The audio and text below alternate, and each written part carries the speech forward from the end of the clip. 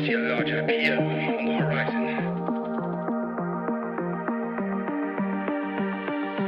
You're surrounded by journalists. Hold your position.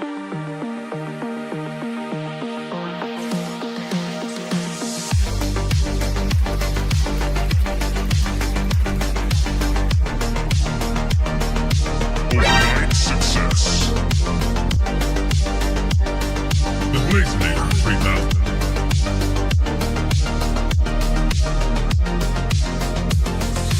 Double blaze. Right.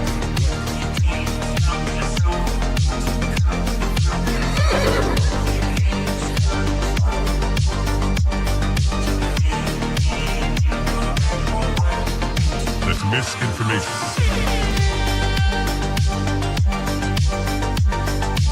Marking clearing order inbound. That's just wrong. You're surrounded by journalists. Hold your position. Come, get up.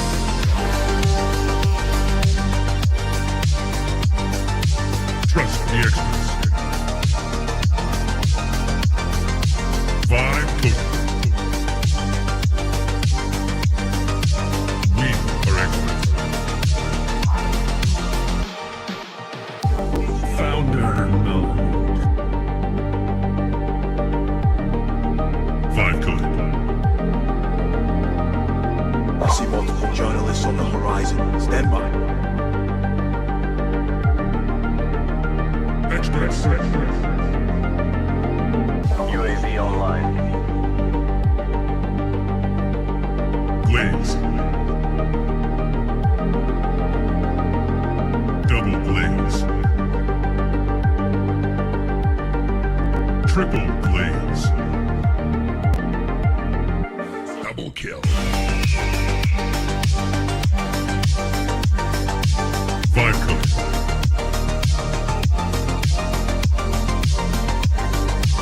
Wrong.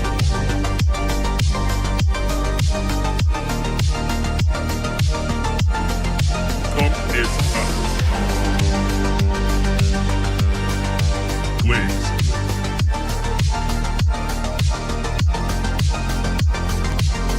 Team deathmatch.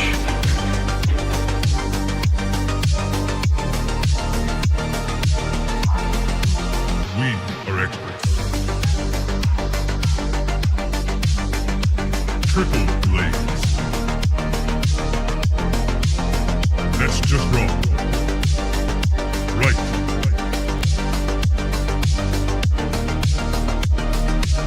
Marking clearing order inbound. Come, get up.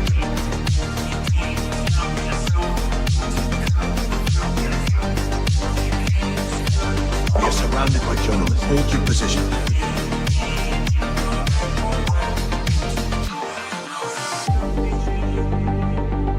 Strike 1.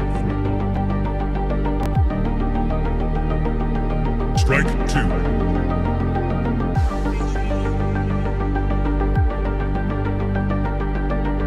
Activate Golden Retriever mode.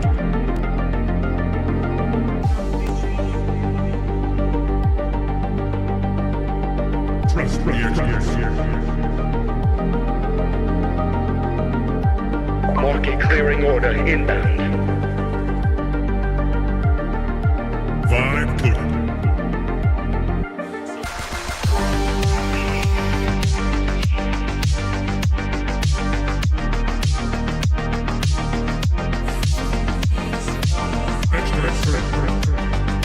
I see multiple journalists on the horizon. Stand by.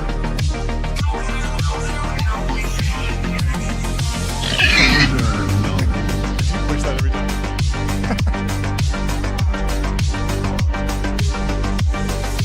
You're watching TBPN. Today is Wednesday, March 18th, 2026. We are live from the TBPN Ultradome, the Temple of Technology. The Fortress of Finance. Let me tell you about ramp.com. Time is money, save both. Easy to use corporate cards, bill pay, accounting, and a whole lot more, all in one place. Let's also pull up the linear lineup Of course, it's the system for modern software development. 70% of enterprise workspaces on Linear are using agents. We have a great show lined up. We have Matt Wang from Paradigm joining at the end of the show. Cameron from Maximus is coming in person. We got Andy Fang from DoorDash. Matt, New Multiply. acquisition. We got a great lightning round. Chris lined from up with AdQuick. 2 Chris's. We're going back-to-back Chris's today. Anyway, thank you for tuning in. Thank you for watching TBPN. As always, the big news of the day, more news out of NVIDIA GTC. Lots of NVIDIA announcements. The stock is up. It's a $4.44 trillion company, last time I checked. That is big. NVIDIA's been on an absolute tear. And some really promising things with the Grok acquisition already, or like pseudo acquisition, the deal, the Grok partnership. They're already starting to explain a little bit more about how those two technologies fit together. And there's some good coverage in Stratechery about that. But the big news out of NVIDIA yesterday was that NVIDIA says it's restarting production of AI chips for sale in China specifically. So Jensen Huang says the company's supply chain is fired up after months of mixed signals from the Chinese market. We've been tracking this for a long time. Of course, chips were banned for sale to China in 2022 by Joe Biden under the CHIPS Act. That also unlocked billions of dollars in incentives for American chip manufacturing. We began following the Intel story. We began following the Huawei story. There were a number of different initiatives. And then the narrative flipped back and forth on what are the risks and what are the costs and benefits of actually selling chips to China. Back in 2022, after the CHIPS Act, if you want to read up more on it, we've interviewed Chris Miller, the author of Chip War. It's a great book. I highly recommend it. We should have him back on. That'd be amazing. About that time. Yeah. Ben Thompson's also covered the story throughout. There's a whole bunch of good stuff in Stratechery on chips in China. And the calculus has always been pretty clear. Like on the first pass, the first order effects, AI is an important technology. America wants an advantage in the AI race, the AI build out. So less chips for China means more chips for America, stronger US economic engine. Massive chip shortage right now. Yeah. You see old chips Yeah. being valued basically more Yeah. than they were when they launched, Yeah. which implies there's plenty of demand in America. Yep. So you'd want to keep those here. And plenty of demand at TSMC from American chip makers specifically. Yeah. I mean, even Apple is sort of getting crowded down. They're on the 2 nanometer, which I think is better for phones than for GPUs, but they're grappling with what the compute boom, what the AI build out boom will be for their business. But the second order effects are what are more complicated. So in November of 2022, I was writing about this, and I said on a YouTube video, in the past, China's dependence on foreign technology companies has been seen as a key bargaining chip. Why would China invade Taiwan when they need to keep TSMC's manufacturing facilities online? Chip manufacturing is extremely precise. One of these factories isn't going to withstand a rocket hitting it. So if there is any sort of broad military action in Taiwan, TSMC probably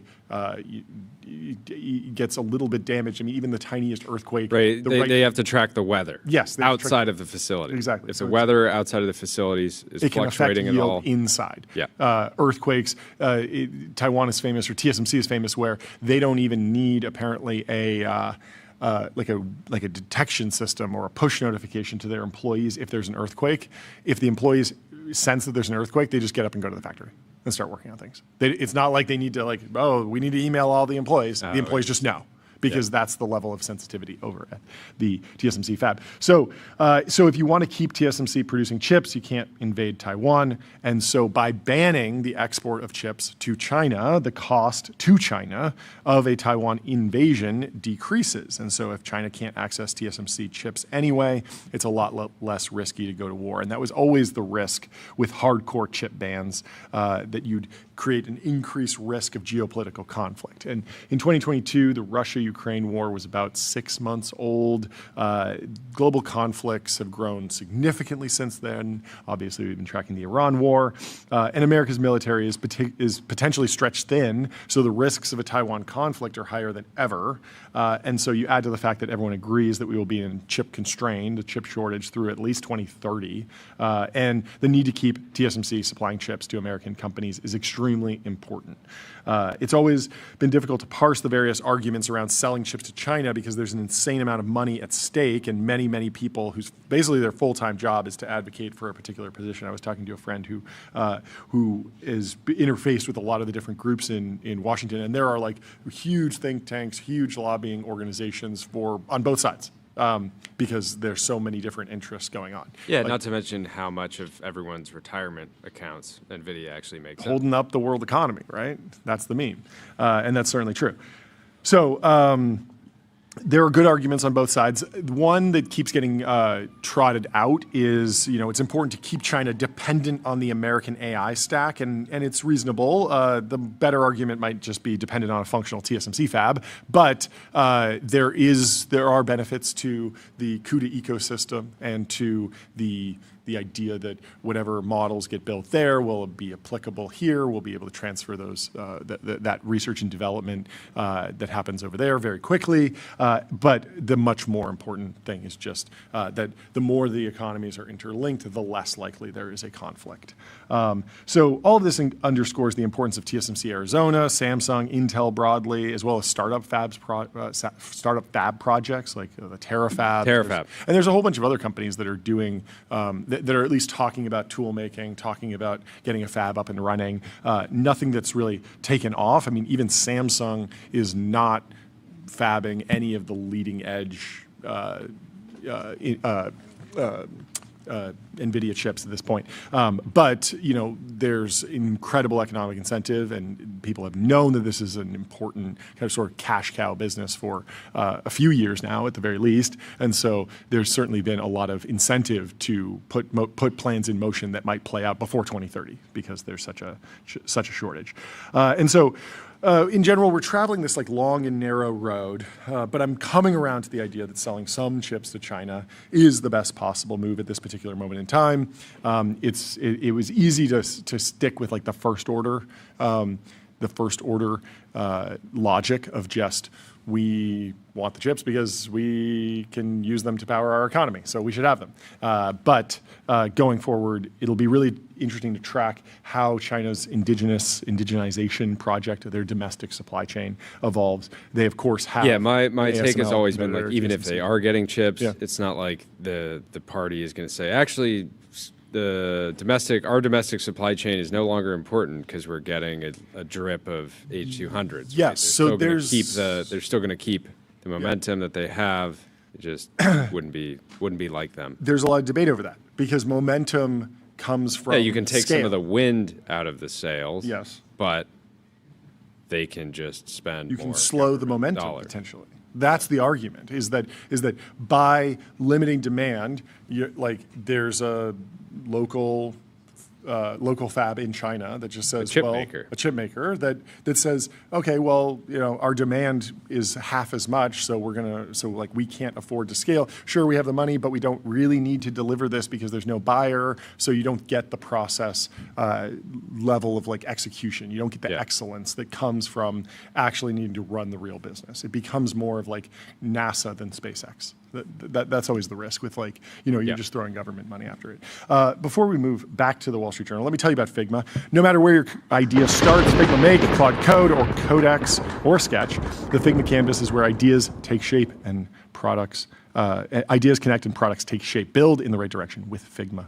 And let me also tell you about Public, investing for those who take it seriously. Stocks, options, bonds, crypto, treasuries, and more with great customer service. So, NVIDIA and the Trump administration have been involved in a complicated tango over the sales of its advanced artificial intelligence chips in China. Last April, the Commerce Department halted exports of the H200, a processor NVIDIA designed explicitly for the China market. That was the nerfed H200 that was not supposed to be able to train as advanced of models, but it was reported that the high flyer team behind DeepSeek sort of figured out how to use those chips effectively. So there was a debate over, is the H20 actually just as useful as the H200 or close to it or closer? Well, it's sort of a moot question now because H200 is coming to China, which is the more advanced version, the not nerfed version. So the company's fortunes turned again in December when the US said it would allow NVIDIA to sell its H200 processor, a chip that is a generation behind its most powerful series of GPUs. So this is not the B200, not the Blackwell. This is the Hopper, but it's still very advanced. In China, as long as the company shared 25% of its sales with the US government, so there's basically an export tariff. GPUs, or graphics processing units, are powerful chips used in training AI models. I think everyone knows this.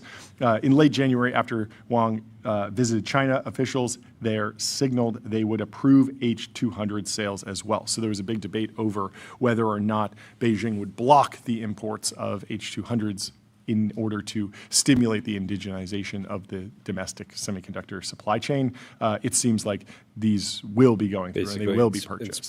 Inspire local industry to grind harder. Basically. But you have a whole bunch of AI labs that are not in the fab industry, that are not involved in the verticalization process, and they just want to train great models because they have real businesses. Like they're running Alibaba or Baidu or any number of companies, and ByteDance wants good AI and they want the best chips, and they're not really interested in getting into the supply chain at a deep level, at least in the short term. So. But until Tuesday, the status of the B200 or the H200 in China was unclear. In NVIDIA's most recent earnings report, the company said that although it had received approval to ship small amounts of H200 products to China, to date we have not generated any revenue from those sales. Speaking at the company's GTC event Tuesday, Wang said that in recent weeks, demand signals out of China have strengthened. We have been licensed for many customers in China. We've received purchase orders from many customers, and we're in the process of restarting our manufacturing. Our supply chain is getting fired up. NVIDIA didn't comment on how much it expected to earn from H200 sales in China, but in the past, the company has said that the Chinese market for its AI processors could be worth tens of billions of dollars a year. That makes perfect sense. I mean, and Christina over at CNBC got the original scoop near the bathroom line at GTC. Really? Jensen Huang happened to walk by security and asked if he'd answered her earlier question. Wow. She said she had one more. You said you got China purchase orders. That means you got the green light from both sides? He said yes. Wow, that is a scoop. You never know. Right there. As a scoop athlete, you never know where your next scoop is going to come from. Seriously, you got to be ready. The sticking a microphone in someone's face as they're walking by really does make sense. With the camera flashes. Yes, going. yes. Jensen loves answering some questions on a microphone line. Chinese authorities approve NVIDIA's H200 chip sales. Source says, and Tior Taxes says Xi Jinping has given up the situation with the H200 sale in China summarized. And it's everyone jumping off and Xi Jinping saying, stop, domestic chips can work maybe. And everyone at the lab saying, must get CUDA. Dude, NVIDIA is the future. Falling just into buy the moat. H200s. And they're falling into the CUDA dependency moat. Will be interesting to see the evolution of the CUDA moat as other chips come online. I mean, we've seen TPU become functional, so there are questions about the CUDA moat long term, but it certainly seems like not a stopper to demand right now as labs place orders from NVIDIA. In other news, J.R.R. Tolkien used Gen Z brain rot slang over 70 years ago. That's how ahead he was. And the quote, maggots jeered the end cigars, you're cooked. You're cooked. The white skins will catch you and eat you. They're coming. Oh, he's like using it literally. Yeah. Like that you will be cooked by some I don't know, villain, I suppose. A cry from the Grishnok showed that this was not mere jest. Horsemen riding very slowly this is really hard to read with these hyphens, had indeed been sighted, still far behind, but gaining on the orcs. So the orcs will cook you if you fall behind, I suppose. Let me tell you about Okta. Okta helps you assign every AI agent a trusted identity so you get the power of AI without the risk. Secure every agent, secure any agent with Okta. And let me also tell you about Lambda. Lambda is the superintelligence cloud, building AI supercomputers for training and inference that scale from one GPU to hundreds of thousands. NVIDIA's biggest GTC announcement was a $20 billion bet on the same problem that Cerebras solved 6 years ago, says Andrew Feldman, the CEO and founder of Cerebras. Shots fired. Shots fired, indeed. He says their next-gen inference chip, not available yet, has 140 times less memory and less memory bandwidth than Cerebras. To run a single 2 trillion parameter model, you need 2,000 Grok chips. On Cerebras, that's just over 20 wafers. Even paired with GPUs, Grok's maxes out at 1,000 tokens per second. We run at thousands of tokens per second today and every day in production now. Why? When you connect 2,000 chips together, every interconnect has latency, every cable has overhead. It doesn't matter what your memory bandwidth is on paper if you're bottlenecked by the wiring between the thousands of tiny chips. We solve this with wafer scale, one integrated system, little interconnect tax. Jensen told the world that fast inference is where the value is. He's right. It's why the world's leading AI companies and hyperscalers are choosing Cerebras. And so he puts up a little graphic of Cerebras versus Rubin plus Grok together on one system. And he is touting 90 times the amount of memory, 90 times the number of chips needed to run a 2 trillion parameter model. I don't know how relevant, I don't know, is there, or I wonder how this scales relative to, well, what if you're not running a $2 trillion parameter model? If you're 5x lower, does this number get much more manageable? It does feel like he's talking his book here, but I don't know. There probably. But it's a big book. It is a lot to talk about. It's a big chip. I don't know. I mean, Tyler, have you ever run into any Grok chips in the wild? I remember the original demo was inferencing Llama that was pretty fast, and everyone was like, "Yeah, this is amazing." I've hit the API a few times. Okay. Because you can there's just consumer API where you can run local smaller models. I had heard it's that very you fast. need a lot of chips, but that's not on its face like a huge problem necessarily. But it did seem like they had made some design decisions that maybe painted them into some particular corners, but those corners might be still economically advantageous in certain cases. But yeah, I mean, it was definitely still slower than there was the ChatGPT thing, right? Because that's very much it's literally the model baked. No one can beat ChatGPT. Well, I mean, do we know that that's what happening with the ChatGPT.ai demo? Because the Grok demo was very much we have a chip, here's a demo. And it was actually 2,000 chips behind the scene, or a bunch of chips together behind the scenes. And so it's possible that the ChatGPT.ai is doing something similar, where in order to speed things up, sure, yeah, we don't know everything. I just asked ChatGPT, "What's your favorite thing about Tyler Cosgrove from TBPN?" Couldn't find any information about a person named Tyler, especially in the context of TBPN, which might refer to The Big Bang Theory, a popular TV show, or maybe The Bachelor Paradise, a reality TV show. TBP? TBP. The Bachelor Paradise Network. TBPN. Okay. Yeah, that works. Anyways, it's fast, though. It's fast, but it doesn't, I don't think ChatGPT.ai has search. Yeah. I think it's all that just, would it's slow slow things down. Let's play this video of. I want to play this video of Jensen back in September 2009. Bubble Boy is having some criticism of GTC because apparently people are getting up and asking questions that are intended to pump bags. He says GTC has turned into a conference less about tech and innovation and more about pumping your bags by getting a Jensen soundbite on some niche supply chain player. And so someone stood up and asked, "Hey, why'd you invest $4 billion in these companies?" I mean, that's a reason. Well, let's take a walk through history. I make content for retail investors, so they can have the average American and people around the world can have a stake. Let's play this Jensen clip from 2009. September 2009. Jensen walks onto a small stage at the Fairmont Hotel in San Jose. About 1,500 people in the room. In computer science. If Dave Patterson and John Hennessy, and I know that Pat Hanrahan is sitting here watching me, you guys are going to go nuts.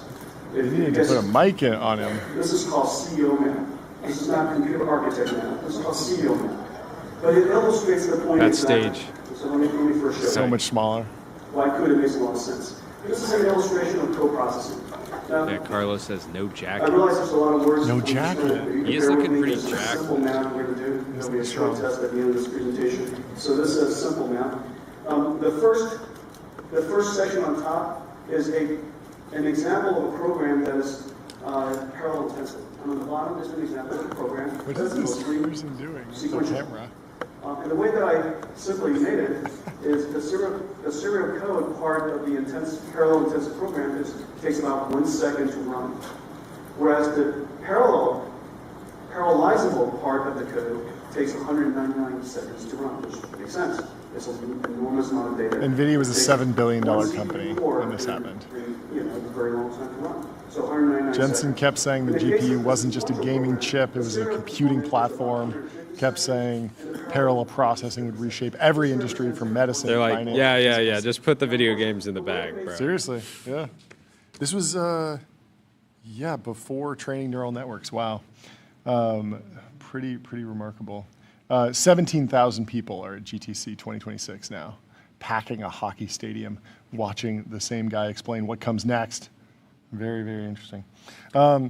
Anyway, let me tell you about MongoDB. What's the only thing faster than the AI market? Your business on MongoDB. Don't just build AI, own the data platform that powers it. LinkedIn. Semi-analysis is over there, slopping it up. They say LinkedIn is the only social platform where you can post a sloppy reaction poll and it will get tons of engagement. We need to do this. Wow, they're just really throwing shots. I give LinkedIn a chance. On a long enough timeline, they will all come to X. Yeah. It might take 30, 40 years.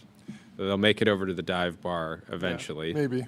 And so I like that semi-analysis leans into the particular rough edges of every platform. Like I follow them on Instagram and they actually post just hilarious vibe reels and brain rot. It's just like brain rot. Yeah. Yeah. But often it's Completely it's not. our I'm the clips. only one that's liking them. I Yeah, comment me on and a lot of you. the videos. Yeah, I comment too. Yeah. It's amazing. They are not having broad success, but as far as what Instagram Well, it's like feels the fine details of Yeah. Inference Max or something. Yeah. And then it's like Minecraft parkour over it. Yeah. Good stuff. I was in a few of them because they clipped our interview with Dylan Patel from Cisco AI Summit and put some videos on there. But there's a hilarious one where it's it leads in with some text about semiconductor analyst explains this thing, and then there's just no audio while he's explaining it, and then it just cuts to me and I'm like, And then it cuts back because we were editing the footage. And so I don't even know if it was a mistake upload or it's intentional, but it's all very, very funny. Apple cracks down on vibe coding apps. It's over for you, Tyler. Apple's moves come as vibe coding apps help people create apps. Vibe coding apps, not vibe coded apps. I know, it's over for him ×2. No, because he doesn't vibe code on a phone. I'm kidding. He doesn't vibe code on a phone. I'm kidding. But let's Apple's move comes as vibe coding apps help people create apps for Apple devices as well as web apps that aren't listed in the App Store. Let's get into Stephanie and Aaron's reporting from the information. Apple has quietly prevented AI vibe coding apps such as Replit and VibeCode, which help people create games and other applications, from releasing updates to their mobile apps on the App Store unless they make modifications. The company confirmed it has told some app developers that the vibe coding capabilities violate long-standing App Store rules that say an app can't run code that changes the way it or other apps function. Yeah. Apple's crackdown is happening at a time when vibe coding apps are emerging as a potential threat to the company by helping developers create web apps that aren't listed on its App Store, a key source of revenue and profits for Apple. Some of these vibe coding apps also help developers create apps for Apple devices. That ability has likely contributed to the explosion of new apps launching on the App Store in recent months, leading to a slowdown in approval process in some cases, developers say. An Apple spokesperson said the policy isn't specific to vibe coding apps. Following the information's questions about the standoffs, two of the people with knowledge of the situation said they believed Apple was on the verge of approving updates to Replit and VibeCode. Those app makers had agreed to either tweak their apps, the way their apps showed customer previews of vibe-coded apps, or get rid of certain vibe coding capabilities entirely, like making apps for Apple devices. So it sounds like you're able to basically generate an app with Replit and then use a preview of it that maybe is functioning a little too much and effectively allowing Replit, the app, to do things that Apple didn't approve of. So, yeah, the App Never Store heard is of Vibe always, Code. That's what I was looking up. The App Store is always so fascinating. So, if you search Vibe Code, you get an ad for Replit as the first response. Replit is number 3 in DevTools, has 14,000 5-star reviews or reviews. Then Vibe Code is listed as Vibe Code Website Builder, has 3.3K. Pretty solid. It doesn't look like it's charting, but it says learn how to vibe code, no experience needed, build websites with professional designs. Much more focused, I think, on static content. But there's been a number of these like website builders in the App Store for a very long time. Then Replit ranks number 2 when you search for vibe code because it says Replit, vibe code apps. Then you get Sticky, an AI game maker, Vibe Coder, AI app creator, Anything, the AI app builder, Vibe Code, Claude, and Codex AI with 21 stars. There's a lot of people that are like just jumping in. There's one that's called Yeah, so Vibe Code Replit's AI argument. Ever. Replit's argument is that they're helping the user generate an app that's Yep. just opening it up in a web view. So it's Yep. effectively just an app built for mobile web. Yeah. And Apple's arguing that no, that's effectively in the Replit app. Would you itself. download this app, Jordy? I don't know. If you can That's see. insane. I don't know if you can see, but it's Definitely like, vibe coded the App Store preview. it's like a graphic, like an AI image of the Giga Chad using the computer. It's very funny. But man, there is so much IP infringement. Love code, not from Lovable. Love a code. Build with Vibe Code. They're like, I wonder who they're trying to SEO against. Clearly, there's a whole Who bunch doesn't of people love that a code? that are just trying to steal market share from incumbents that have name recognition.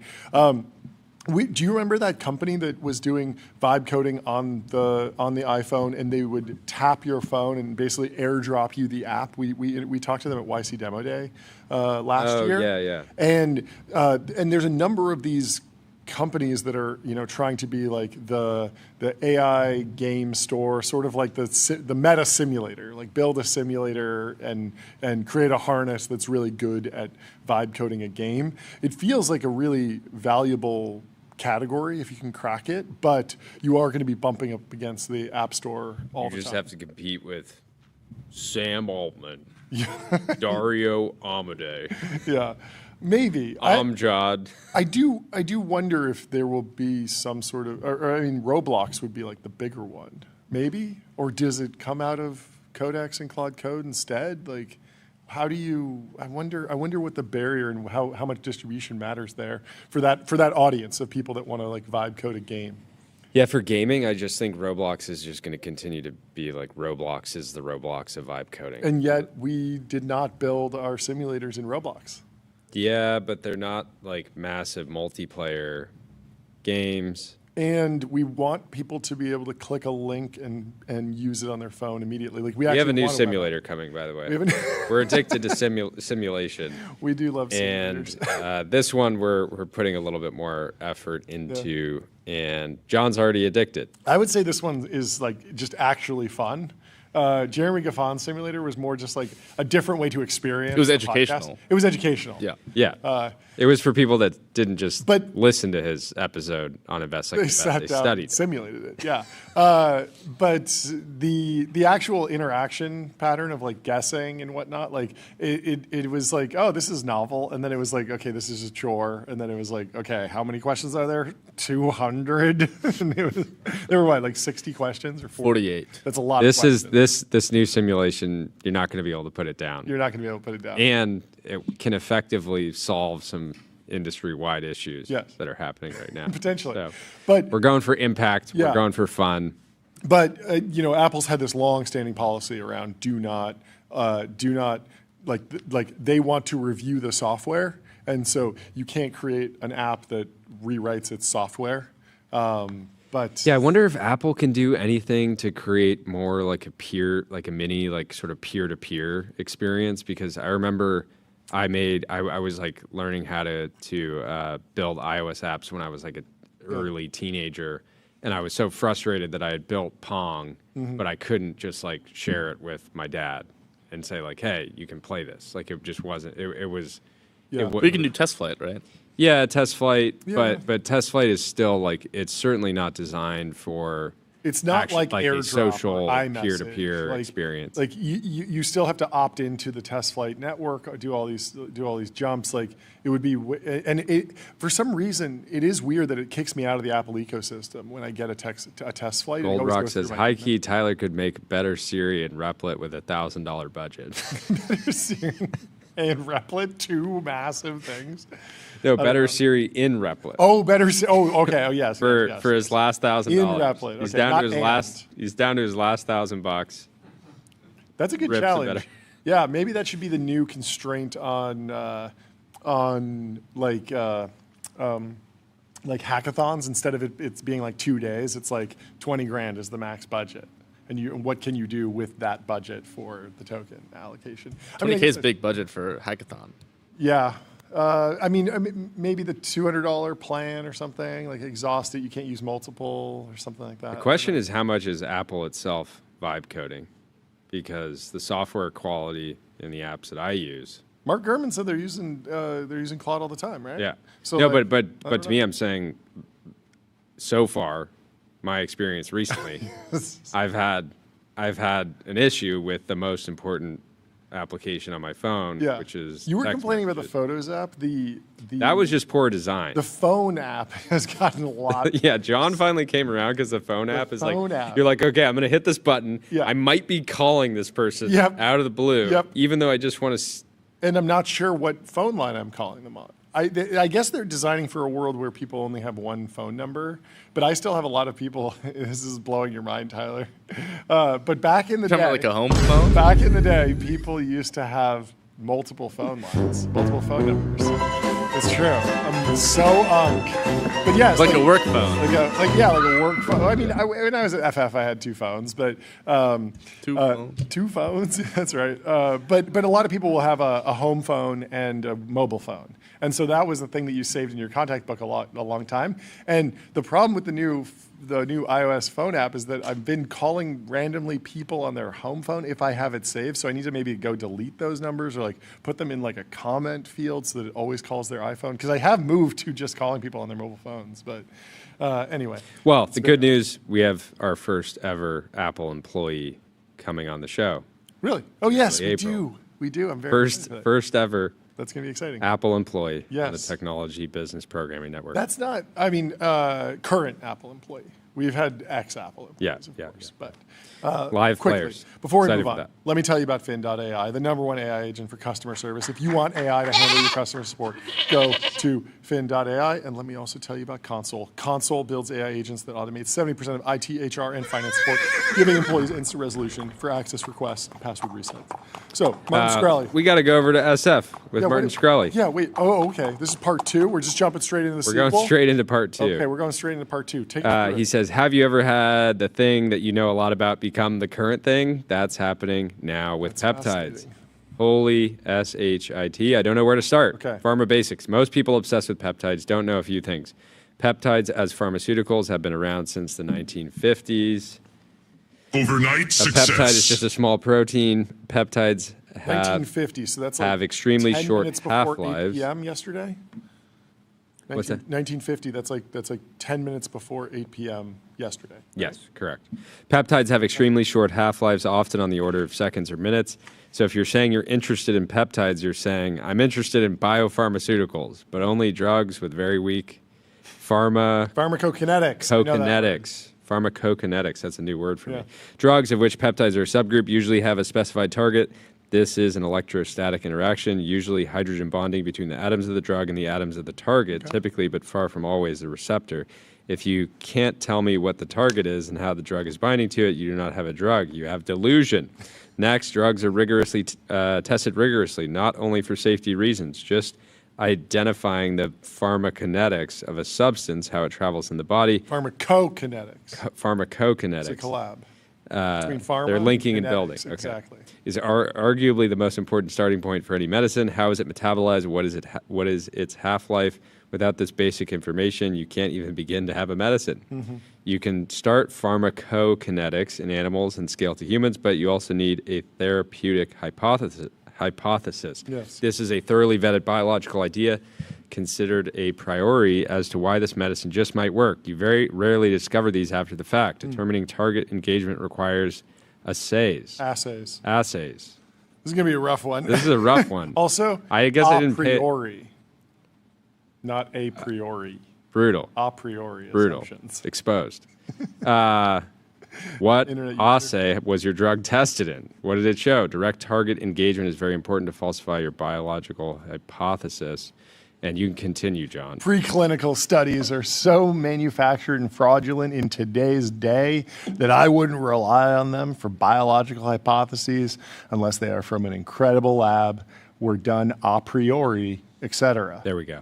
Clinical reality is far harsher. Without a double-blind, placebo-controlled study, there is often nothing to talk about. If I hear, but I know dozens of people, one more time, exclamation point, exclamation point, exclamation point, screw the FDA and pharma. Really? Really? Coming from Martin Shkreli, he is saying maybe don't screw the FDA and pharma. When most of the SF and elsewhere crowd talks about peptides, they're not thinking, and this is going to be a hard one for me, octreotide. They're thinking some random stuff that's been thrown in animal models and is not FDA approved. Look, I'm not a softie. If there was a drug that could help me or my family, I'd find a way to get it. But I'm also not stupid and spent 20 years looking at pharmaceuticals. Drug companies like to make money. Drug companies love looking at random molecules and putting them in clinical trials. There are thousands of biopharmaceutical companies that are publicly traded.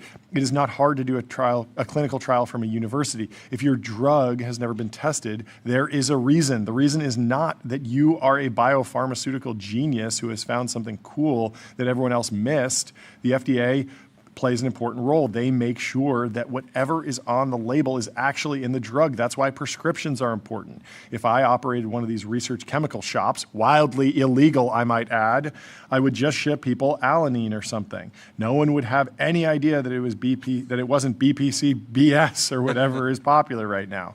The other side of the argument.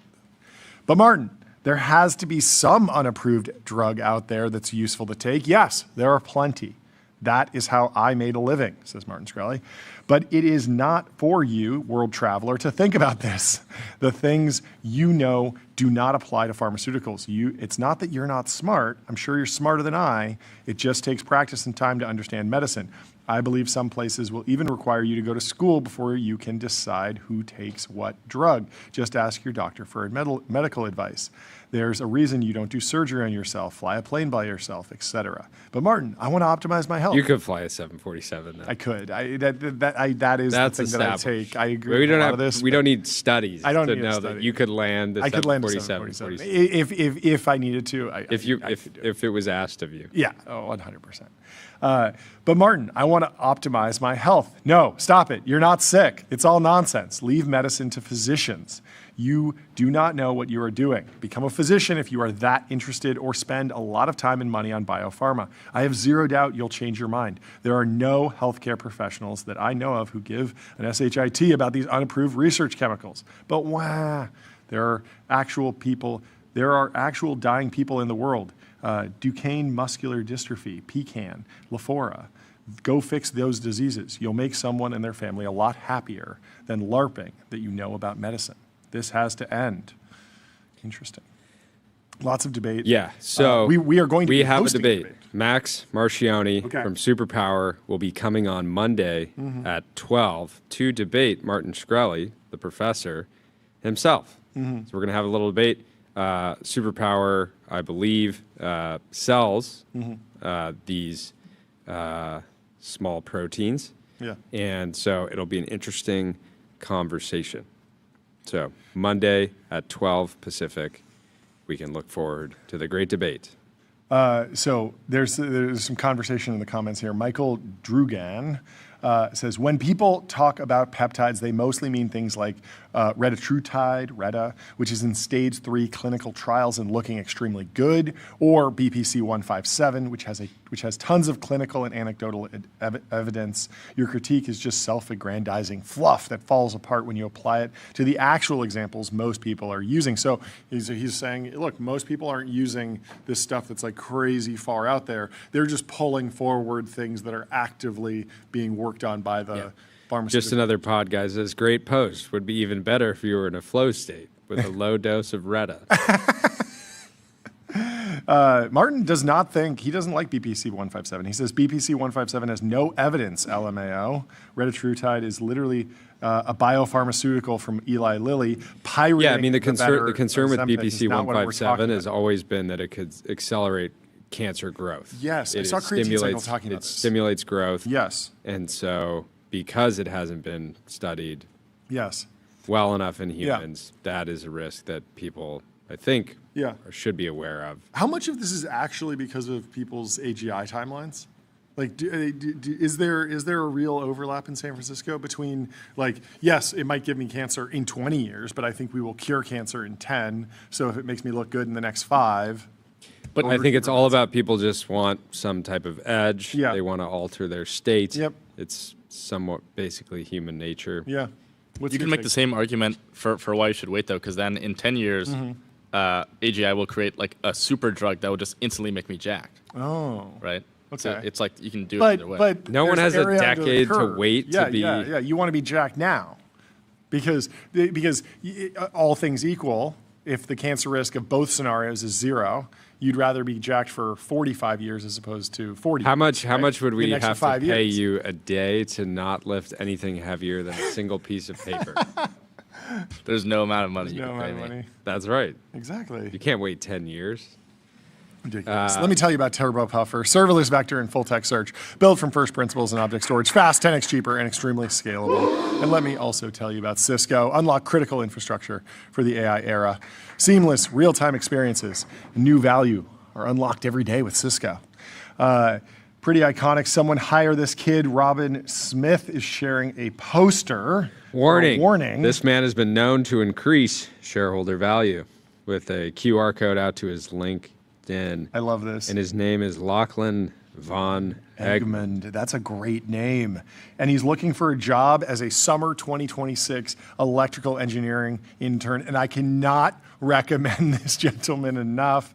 He has the correct mindset to go into a summer internship, optimizing. Lachlan Von Egmond, you should get a job as an electrical engineering intern. But Yes. if you don't, hit us up. Yes, this is good marketing. Yeah, you can. Maybe we could out of hire home. Ben. Maybe we could hire this guy to work on our little electrical engineering problem back here. We got a lot of cords. He's just under doing the cable desk. management. I think Cable I management. think he has bigger fish to fry. Aspirations, But but whatever increases shareholder If value you can the most, he solve, might go for. if you can handle cable management in the Ultradome, Yeah.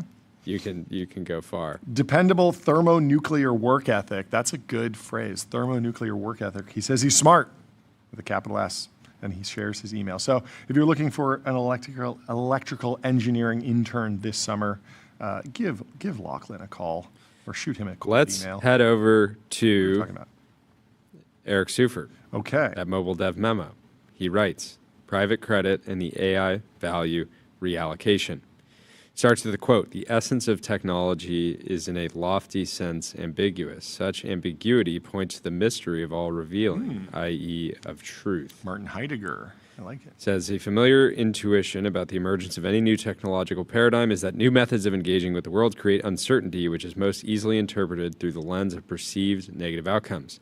As private credit markets deteriorate, it's tempting to not only to blame AI for that decline, but also to extrapolate any dislocation to its logical extreme.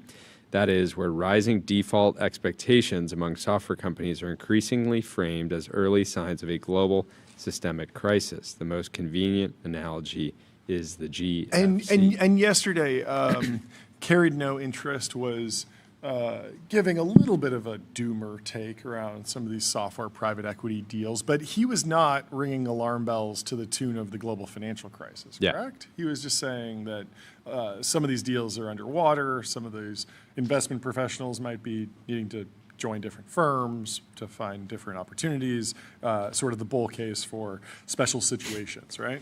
Yeah. Leaving the firm and be like, I didn't really work on it. I was an investor, but I didn't do much investing during 2018 to 2022. I was mostly just sitting there saying, guys, like, I don't think we should do this deal.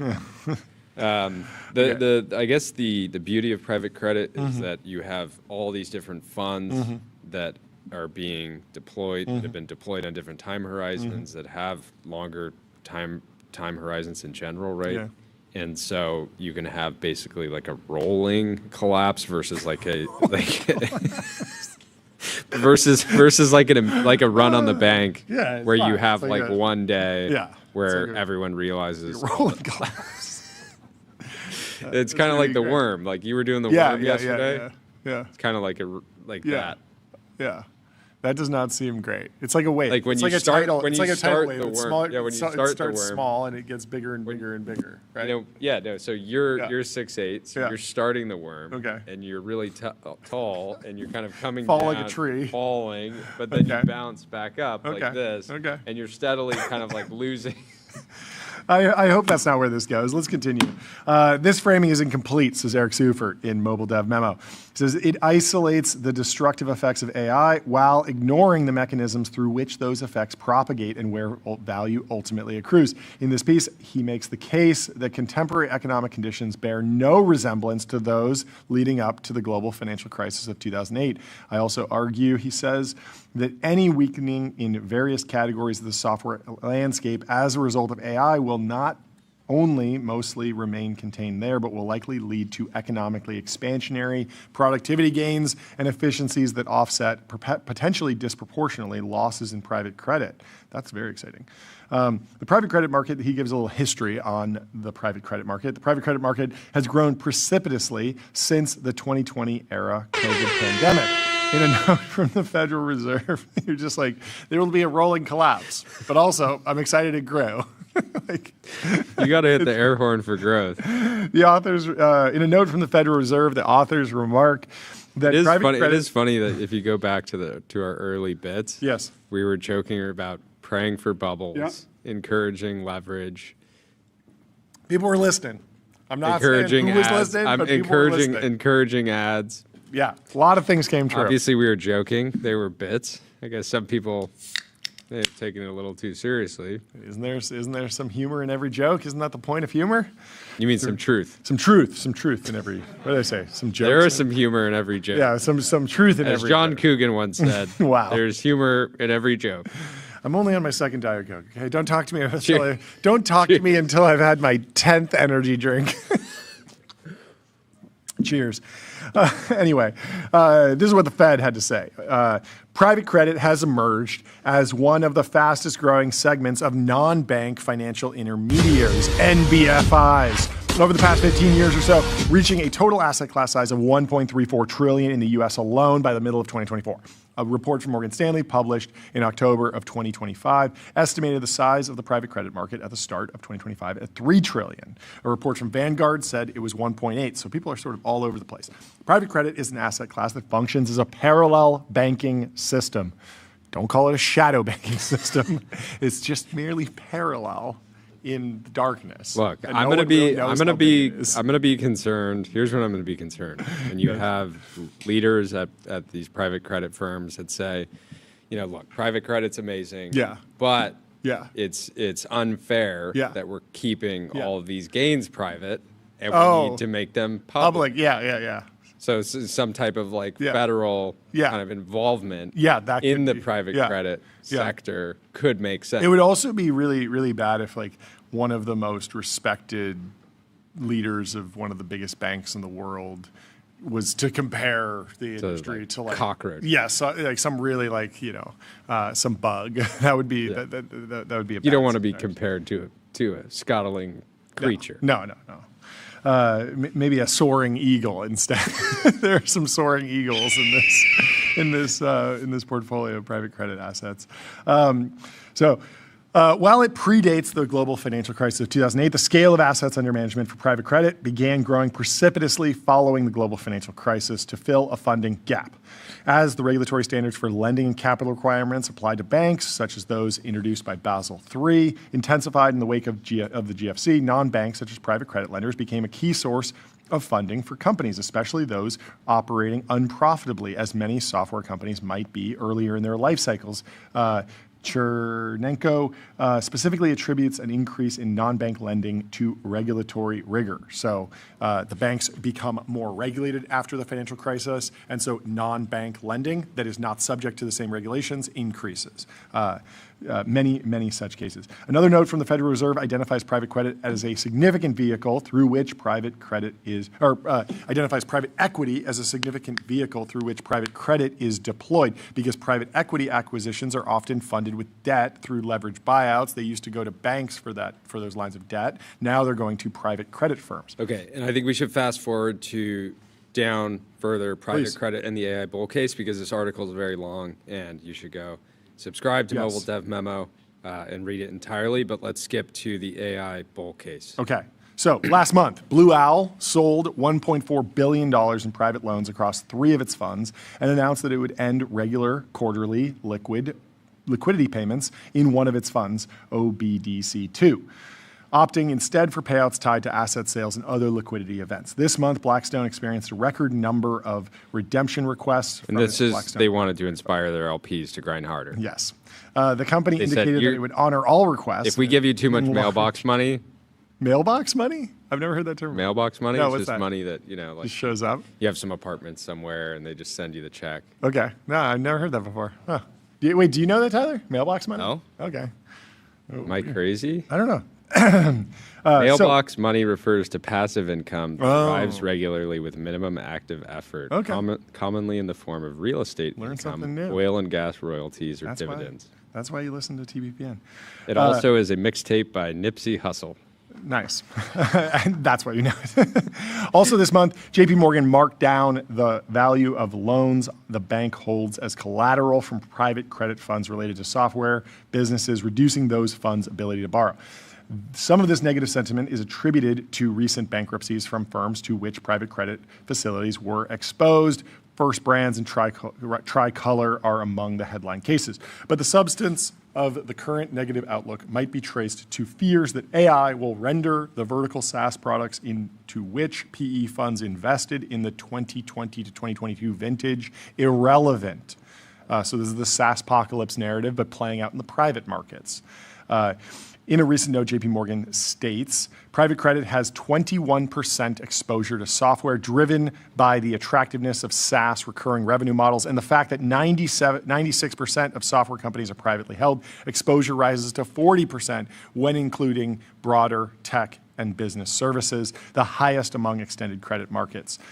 We see software volatility as a sector-led reset rather than a start of a macro default cycle. Similarly, last week in an analyst memo, UBS proposed that investors increasingly want to talk about AI disruption and our tail risk scenario, a rapid, severe AI disruption. This is not our baseline. This 21% exposure thing is important because when John Zito was talking to the Journal, or he thought he was talking off the record and was being a little candid, he was saying, I would expect, some of these loans to only recover 30 to 40% of the overall loan value. And that just says to me, like, okay, if you have 21% exposure, but you can get 30 cents on that. Yeah, still recover. You're down 15% overall. Yeah, it's not. But the goal is not to be down at all. Yeah, but you're also getting, a lot of these companies have been getting interest. You've been getting some amount of interest back on the loans. Yeah. So, but again, it doesn't feel like you're getting anything close to a GFC style systemic risk yet, especially when you account for the fund kind of time horizons and the fact they can just say, sorry, you can't get any money out right now. So here's what the Swiss bankers over at UBS had to say. They said, what is new is a clearer catalyst, rapid, severe AI disruption, assuming contagion impacts not modeled in our earlier note. We anticipate U.S. HYLL and PC high-yield leveraged loan and private credit defaults could rise to 3 to 6%, 8 to 10%, and 14 to 15% for private credit, respectively. Blue Owl's updated redemption policy has been compared to BNP Paribas' suspension of redemptions for 3 funds exposed to U.S. subprime MBS in August of 2007, roughly 1 year before Lehman Brothers failed. For reasons I've stated above, I think that comparison is flawed.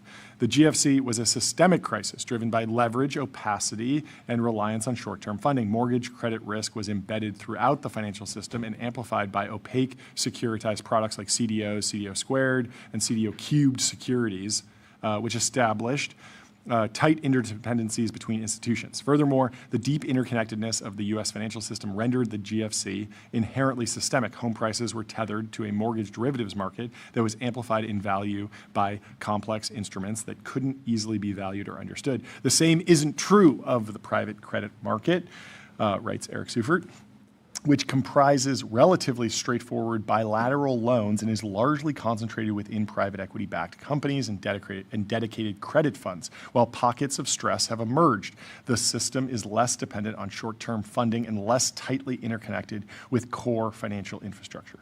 While the total value of the private credit market is vastly larger than the high-yield energy debt market of the 2014 to 2016 period, my belief is that distress will remain similarly localized and not spill over into the broader economy, since there are limited direct risk conduits into the core banking system or short-term funding markets. So further, valuation multiples for PE-backed software companies, and especially vertical SaaS companies, are compressing for two reasons. One, rising interest rates have increased their debt burden as a result of their floating rate loans. So a lot of these companies were sitting at, with Fed funds rate of 3%. Now it's at 6, or I don't know what the Fed funds rate is, but interest rates have basically doubled since the ZIRP era. And so their debt burden has also increased. And then two, AI and AI-enabled coding tools, more specifically, jeopardize the defensibility of their businesses. So viewing the composite impact of these two effects as a potential threat to the broader economy ignores the productivity gains posed by AI that imperil vertical SaaS software solutions in the first place. If a company can replace a SaaS vendor with a homemade solution because new AI-enabled engineering tools reduce the time to deployment of a narrow task-specific piece of software to days from months or even years. That's exactly what we've done here. We have a number of point solutions that didn't really exist before, but previously we might have gone to some sort of software company and said, oh, well, can you do a special version for us? Or can you changes the economics. Changes the economics. Reduces and basically like moats. Yeah, so that same company is not only saving money by no longer paying for that specific point solution, but they are also likely accomplishing more across a number of other software development-related vectors, like clipping in our example. What might be critical here is the hurdle rate in terms of labor to accomplish any task. If one person can build software now with assistance from AI-enabled development tools that previously would have required a team, then building software becomes more accessible generally throughout the economy. For small companies, there is no build versus buy tension. The base cost of SaaS solutions may have simply priced them out of the market completely, since hiring a software development team is likewise unattainable. With AI-enabled tools, the cost of building a point solution is reduced dramatically. Certain companies may now benefit from those solutions, where before the economics were prohibitive across either building or buying. As Citadel Security notes, in a rebuttal it published to a recent macro short thesis, that was something big is happening, or no, that was the Citrini prediction. Job postings for software developer roles have increased with the availability of AI-enabled development tools. Critically, AI reduces not just the cost of building software, but the cost of attempting it, expanding the set of economically viable solutions across the long tail of firms. Not just more software, but more bespoke solutions to commercial problems that should result, theoretically, in better firm-level outcomes that aggregate to greater levels of economic productivity. Let's give it up for better firm-level. Philippe Aghion, who won the Nobel Prize in Economics last year, speaks to the expansionary effects of technology in his book, The Power of Creative Destruction, co-authored with two other authors. Automation is thus not in and itself an enemy of employment. Automation is not an enemy of employment. By modernizing the production process, automation makes firms more competitive, which enables them to win new markets and therefore to hire more employees. This is what we call a productivity effect. This same productivity effect was at work in prior industrial revolutions, those induced by the steam engine and then by electricity, and explains why neither of these revolutions produced the mass unemployment that some had predicted. How can we reconcile this optimistic conclusion with the more pessimistic finding mentioned earlier that automation has a negative effect on employment at the level of commuting zones? One response is to invoke the difficulty of measuring automation and robotization at the commuting zone level, as we discussed earlier. A second possible explanation is that firms that do not automate sufficiently, end up downsizing their employment, outsourcing their production, or simply going under. This would reflect an eviction effect of automation on employment. Firms that invest significantly in new industrial equipment substantially lower their likelihood of going out of business over the following 10 years compared to firms that do not make such an investment. It is thus not automation or manufacturing processes that causes firms to eliminate jobs, but rather missing the critical juncture of automation and consequently finding themselves forced to reduce the scope of their activities or even exit the market. In other words, it is through the process of creative destruction that automation can lead to job losses. In that sense, the vertical SaaS companies acquired by PE firms under low interest rate conditions face headwinds, not just from rising rates, but also because it's simply more costly as a result of institutional momentum for them to rebuild their workflows and internal development processes around AI than it is for a company to establish those workflows and development processes in the first place. In other words, established companies face higher costs in adapting to the AI era than do new entrants or companies that are internalizing these tools de novo, and PE-backed firms are fundamentally averse to cost increases. All right. Go subscribe to Mobile Dev Memo. And before we get to our first guest of the show, we got to check in with Jeans, the restaurant in New York. They are weighing in on private credit. They say if you think private credit is a problem, wait until you find out about the annuity businesses they all bought. I love that that this story has gone so broad that it is now being posted to the Instagram stories of New York restaurants. But that's where we are in this cycle. Anyway, let's move on to Andy Fang, the co-founder of DoorDash, who is waiting for us in the Rooster waiting room. Let's bring him into this interview show. Andy, how are you doing? Hey, what's up, guys? What's happening? Good to see you again. Welcome back to the show. Wait, actually, we did not have you on the show. No, I was never on your show. I'm sorry. Yeah, my first time. Yeah, Stanley and Tony were both on the show. That's right. That's the boys. The boys. Is it just the three? It's just the three of you guys, right? Or is there a fourth? Yeah, it's the Three Musketeers. The Three Musketeers. Mm-hmm. How's life these days? How's 2026 going? 2026 is good. I mean, lots going on. I mean, I guess, for us, I think AI is like a big focus of mine personally at the company. So, I mean, recently we just announced. Maybe start with some background on your role, how it's changed over the period of building DoorDash and growing the company. I'm sure it's been a wild ride, but I'd love to hear it from your perspective, and then we can go into the acquisition. Yeah, totally. I mean, let's see, 13 years in the making, I guess. I mean, so I've been always involved on the tech side. Yeah. So really focused on product and technology at DoorDash. I helped scale up our product and engineering teams for, I don't know, 8-9 years, first 8-9 years of the company. More after that, we brought on, more senior leadership to kind of manage the growing organization. And I've been more focused on how do we help DoorDash find the next big bets to help us keep growing? I think whether it's our international businesses, our DashPass subscription program, more recently with the AI stuff. And so I think really just sinking my teeth into various technology and business problems and figuring out how we can kind of continue to grow the business and find those next seeds. Love it. So talk about how the news today ties into your focus. Absolutely. So I was just briefly mentioning, so AI is something that we're really trying to figure out at DoorDash, how we can incorporate it into our business. And so earlier today, we just announced that we acquired a company called Metis. They're an applied AI research lab. They went through YC and we met with them, I want to say 6 or 7 months ago. And I think we were thinking about how to... Was that intentional? Be honest. 6, 7? 6-7's viral. 6-7? I don't know. I was September. It really just pops into your brain. It's such a weird set of numbers. Oh my gosh, I'm such an old head. No, me too. I was reading through some Wall Street Journal article, and I kept saying the two numbers that shall not be named together. And Jordy was like, "Are you doing this intentionally?" All right, September. No. September. You meet them. Absolutely. So then September is when we first started talking to them.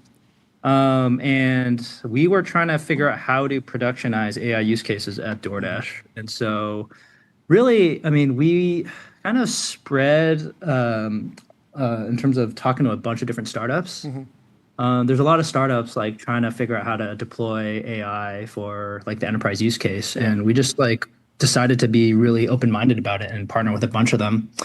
But Metis really stuck out to us. I mean, we were working with them since September. There are some really cool use cases around agentic commerce and physical intelligence that I can talk about a bit that we're working with them on that we're super excited to accelerate with them joining the company. So, yeah, I mean, they're like a bunch of cracked 22-year-old like AI pill people, and they're like super high hustle, very knowledgeable about what's going on in the space. And, you know, we just wanted to inject a lot of the energy into how we're trying to innovate here. Yeah, maybe take you through some of the history of AI at DoorDash, because I imagine you were doing recommendation systems very early. Matching. Yeah, all sorts of stuff. And then when the LLM revolution happens, like the obvious like bolt-on like chat box went into a lot of apps. Like, did that happen? And then everyone starts using coding agents and IDEs. And so like, what have been the key turning points just internally at DoorDash in AI adoption? Yeah, I mean, so I think to your point, I think there's two themes in terms of how we're trying to think about it. I think one is like employee enablement or like productivity. I think obviously you guys are very well aware of like since November, basically, I think there's been an explosion, especially on the coding side in terms of people being much more productive.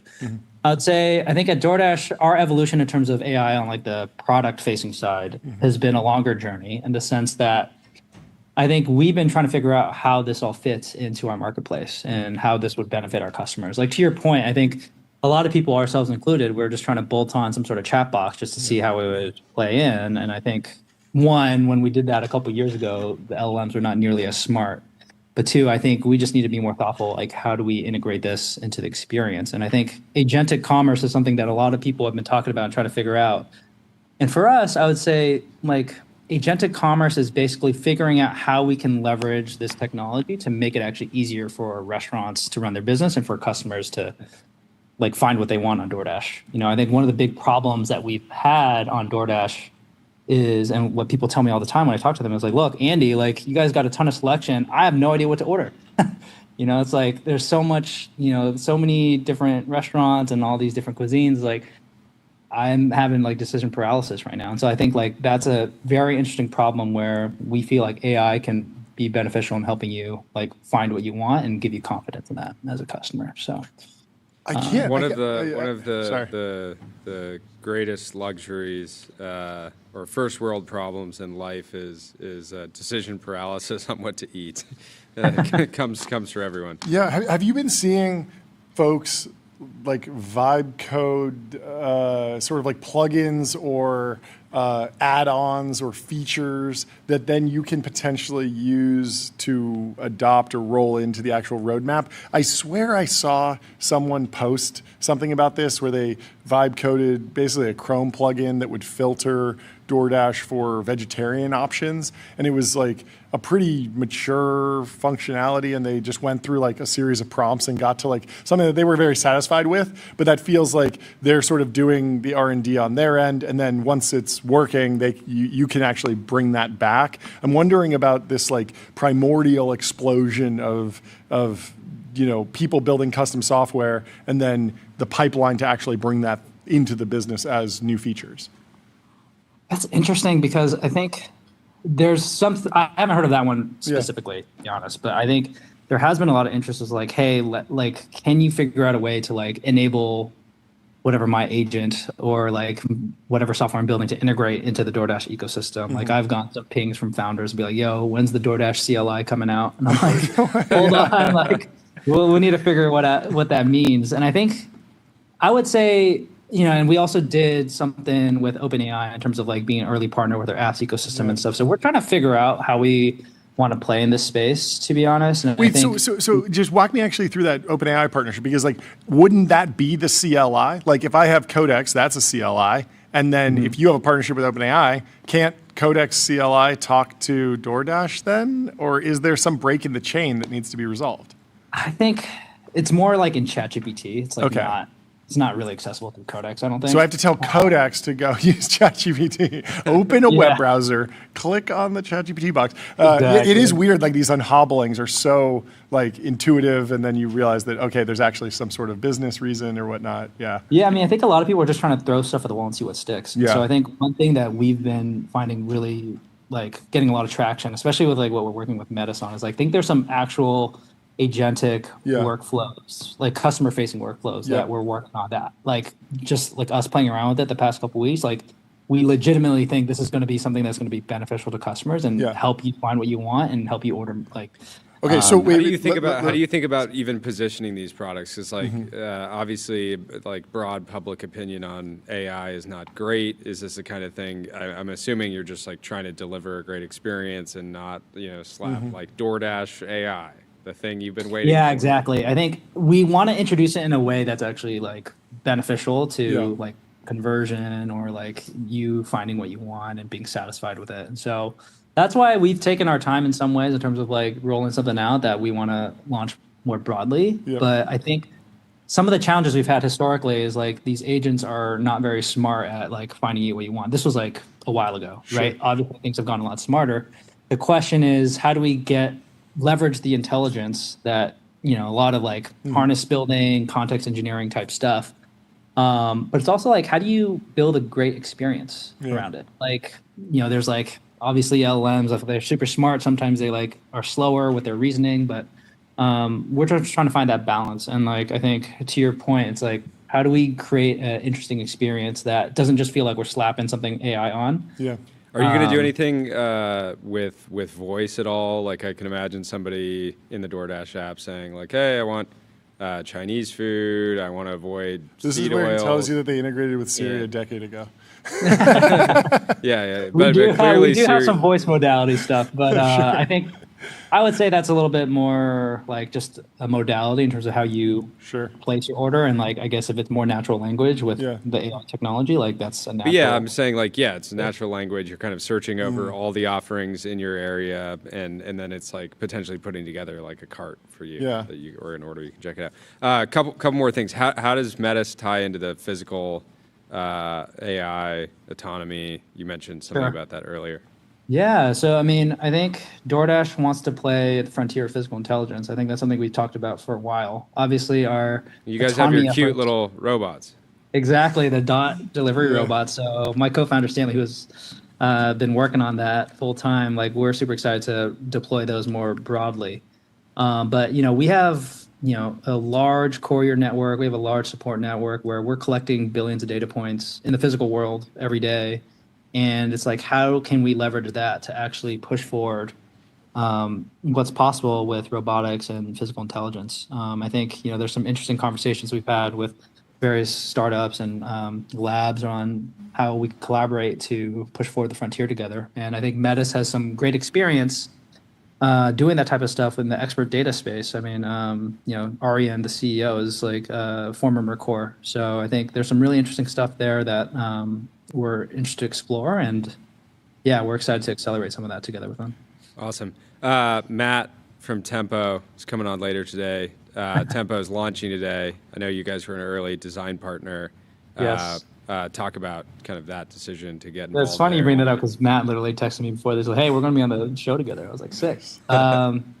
So we're excited. I mean, I'll let Matt talk more about that, but I think some of actually what Matt's working on is going to be synergistic with the agentic commerce stuff we're working on potentially. But essentially, like, we are very excited to just partner with companies like Tempo to see how stablecoins can be disruptive and innovative in our space. More to come in terms of what exactly our pilot use case is going to be. But we've really enjoyed working with them, and Matt's been great. We've known Matt for a while, so awesome.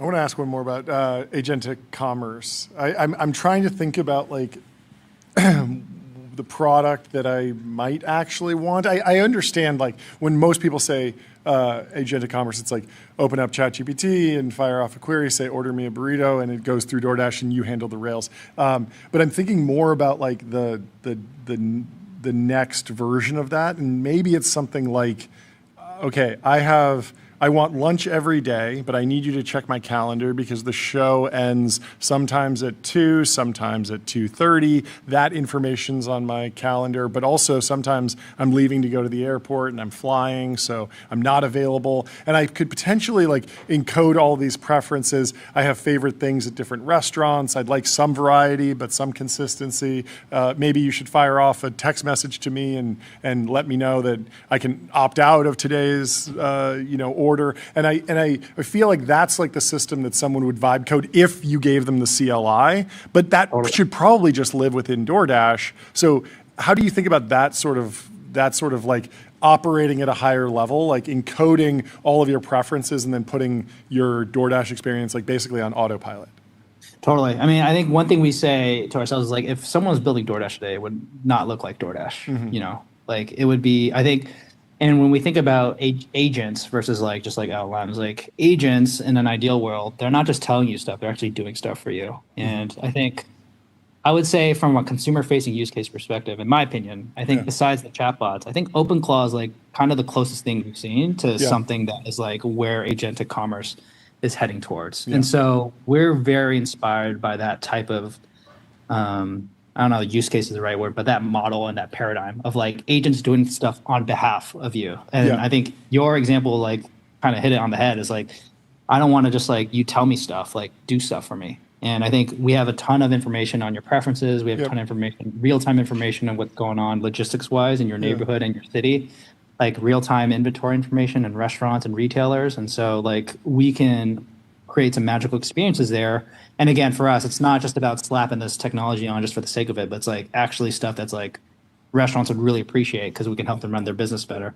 Like a concrete example on the restaurant side, and I'll get back to your use case in a second, but on the restaurant side, it's like, I don't know how to price my pad thai in my neighborhood, or like what deals or promotions should I be running right now? It's because like, I just want to figure out how to grow my sales, or like help me figure out how to, the lulls between lunch and dinner, help me figure out how to like, get more demand there. And then on the customer side, I think to your example, it's like, like I don't want to think about like ordering my lunch to the office every day or like my weekly groceries. The grocery use case, which is a crazy thing to say because like you basically invented the "I'm hungry" button on your phone, and it's literally like 2 clicks for me when I use DoorDash. I'm in the past. I don't want the horse anymore. Give me the car. Lunch yesterday. I didn't have lunch yesterday. We actually messed it up somehow. We at the office forgot to order. Yeah, we forgot to order actually. No, I did have a salad, but it was like hours later, and I figured it out. How rare is it to be 13 years into a business that has been as successful as DoorDash to still have 3 founders in the business? Yeah, like it feels that's like crazy. I was trying to come up with an example narrative violation of a business at this That's scale. interesting. I did not expect that, but I don't take that for granted at all. I mean, in fact, you guys secretly hate each other, right? But there's like some weird contract. There's some weird contract where if any of you leave, the whole company shuts down, so you're locked to each other, handcuffed on the Titanic together. No, I'm messing with you. I think like I'm very grateful for the dynamic and the relationship we have. I mean, I think Tony is like one of one CEO, and I think like we have a really good dynamic together, and we put a lot of trust in each other to like just do the right thing. Have you guys always had the same roles basically, and sort of known, okay, I'm not going to step on this person's toes in this particular region because then there's mutual trust, as opposed to like a lot of founding teams, they get in trouble when it's like there's 3 people that want to be CEO and they're like fighting over it constantly. I mean, that's usually what happens. No, yeah, it's true. I mean, I would say we delineated our responsibilities pretty early on, and I think Tony's role has stayed consistent. I mean, CEO is CEO. But I think Stanley and our roles have evolved around both how to stay on the forefront of innovation, but also just making sure like we're thinking about like what are the most important problems to solve. But no, I think we have a really good relationship. I think it's high trust. We're getting dinner tonight. We try to catch up every so often. But yeah, door dashing dinner tonight. No, we're gonna go out. I don't know where we're going out. But we have to pick a spot. But fun. No, boys' it's night. Yeah, it's a special relationship. I did not expect that, but yeah, it's right. No, it's cool. Last question. After the very silly Citrini piece, did you guys have you thought about doing a hackathon and getting your best engineers to be like, hey, just vibe code DoorDash, make the agent native DoorDash? Because I think it would actually be really interesting to just actually try to do it and see. You know, it's funny you bring that up because there's that Citrini report like blew up out of nowhere. Yeah. And I don't know. I mean, honestly, we didn't react too much to it. I mean, I tweeted something in response to it just in terms of my own thoughts there. But I would say, like, in general, like... 2 words, network effects. Yeah. I mean, I would say in general, like, we just try to focus on growing our business and focusing on customers. But I don't know. Like, we try to get people to vibe code a bunch of different use cases, but not try to vibe code DoorDash. Yeah. There's more to it. A Bits and Atoms company. Well, awesome. Great to meet you, Andy. Next time, bring all 3 of you. Yeah. We'd love to have maybe we'll do all 3 of us. Yeah, we'll do a round table. We got we have a round enough table. chairs and mics. We'll do the whole history. Awesome. And congrats. Give our best to the Metis team. Congrats on the partnering up. It's very cool. We'll talk to you soon. Cheers. Have a good one. Yeah. Speaking of agentic commerce, let me tell you about Shopify. Shopify is the commerce platform that grows with your business and lets you sell in seconds, online, in-store, on mobile, on social, on marketplaces, and now with AI agents. And let me also tell you about Voice Mode. You want voice mode? Why not sign up for 11 Labs? Build intelligent, real-time conversational agents. Reimagine human technology interaction with 11 Labs. And without further ado, we will bring in Matt Jason from Multiply. How you doing, Matt? What's going on? Hey, guys. Nice to see you. We're talking about my favorite topic. What are we talking about? Introduce yourself and the company. Right on. So my name is Matt Jason. I am the founder and CEO of Multiply. And we are the first ever hybrid AI media agency for B2B companies. So we're making ads. You're speaking my language. Yeah, we run some ads. Okay. Do you guys like ads? We love ads. Do ads make you guys some money? Yes, the entire business is ads, and we refuse to have any revenue that isn't ad. And just to be clear, we would run ads even if we weren't being paid, and we have run ads that we didn't get paid for because we have a love of the game. Early on, we had this bit where we would just be talking, and then we'd be changing the subject, and John would go, "Before we talk about XYZ, I need to tell you about Gulfstream." And it would sound like a podcast ad, but I didn't say that we were sponsored by them. I just said I got to tell you about this company because it's really cool, and I got to run an ad. And we would put in the description like this show wouldn't be possible without. And then just a number. We weren't being paid. It's just like it wouldn't be possible without them because they're awesome. I love this company. Anyway, break it down a little bit lower. Who are your customers? How are they actually using Multiply? What pieces of the funnel are you touching in the B2B advertising space? Definitely. All right. So first, just the big news of today is we came out of stealth today. We raised $9.5 million. Oh yes, thank you. Congratulations. At Source and Capital, Instacart co-founder Max Mullen, Josh Woodward, who leads Gemini at Google, and lots more great people. And the reason we're all huddled in this advertising space, this is an old world in advertising. Google has built massive business, LinkedIn and Twitter built massive advertising businesses. But ads feel the same way they did 5, 10, 15 years ago, despite the crazy rise in AI. And we work for B2B companies. We work for, so I came from Brex before this. We work for high growth B2B companies who have these crazy goals in their head. They have to go 5x their sales pipeline. And that's a lot of, honestly, your sponsors here too. And it's pretty impossible of a task today. You've got to go figure out across all your channels, how can you grow faster? And advertising is just stuck in the old world. So what we found a way to do is say, hey, the big problem in advertising is stuff goes stale right away. You launch a new ad, your audience is tuned out in 2-3 days, a week tops, and your message is stale. So what we've done, we've said, great, let's go combine AI agents with the best humans in the world at media buying. And we built this combination AI plus human media agency. And what we do together is we build self-learning ads. So really what that means is you put out initial campaigns. We're connected into your sales call recordings. So we see why your customers actually say to your sales team, hey, we love what you do. Here's why we want to buy from you versus competitor. Yep. We read your customer emails. We get the same thing. Yep. Every time there's a new quote or pain point, we ingest this, and we can actually go create tens or hundreds of new ads, dynamically learning based upon why people love just what you do. Yeah. So that's our world. We're already partnering with companies like Vanta, like Listen Labs, and Superhuman, powering their B2B motion. Thank you. And the growth is insane. And for a lot of these companies, they're hitting 300 to 500% or more growth on these ad channels just from changing from static old world ads to new world self-learning ads. Basically, there's all this like knowledge that has been trapped in sales, and you're basically just like bringing it over and helping. And it's different from just going to an off-the-shelf LLM provider and saying, like, come up with some taglines for my business, because you're ingesting proprietary data that happened on a phone call between the top salesperson and an interesting client that surfaced something interesting, and then you can actually pipeline that through to the creative. That makes sense? That's it. It's spot on. It's grabbing this proprietary data for your business. We see why people love like what you do, not why some generic company might like it. Like specific your product, what you have.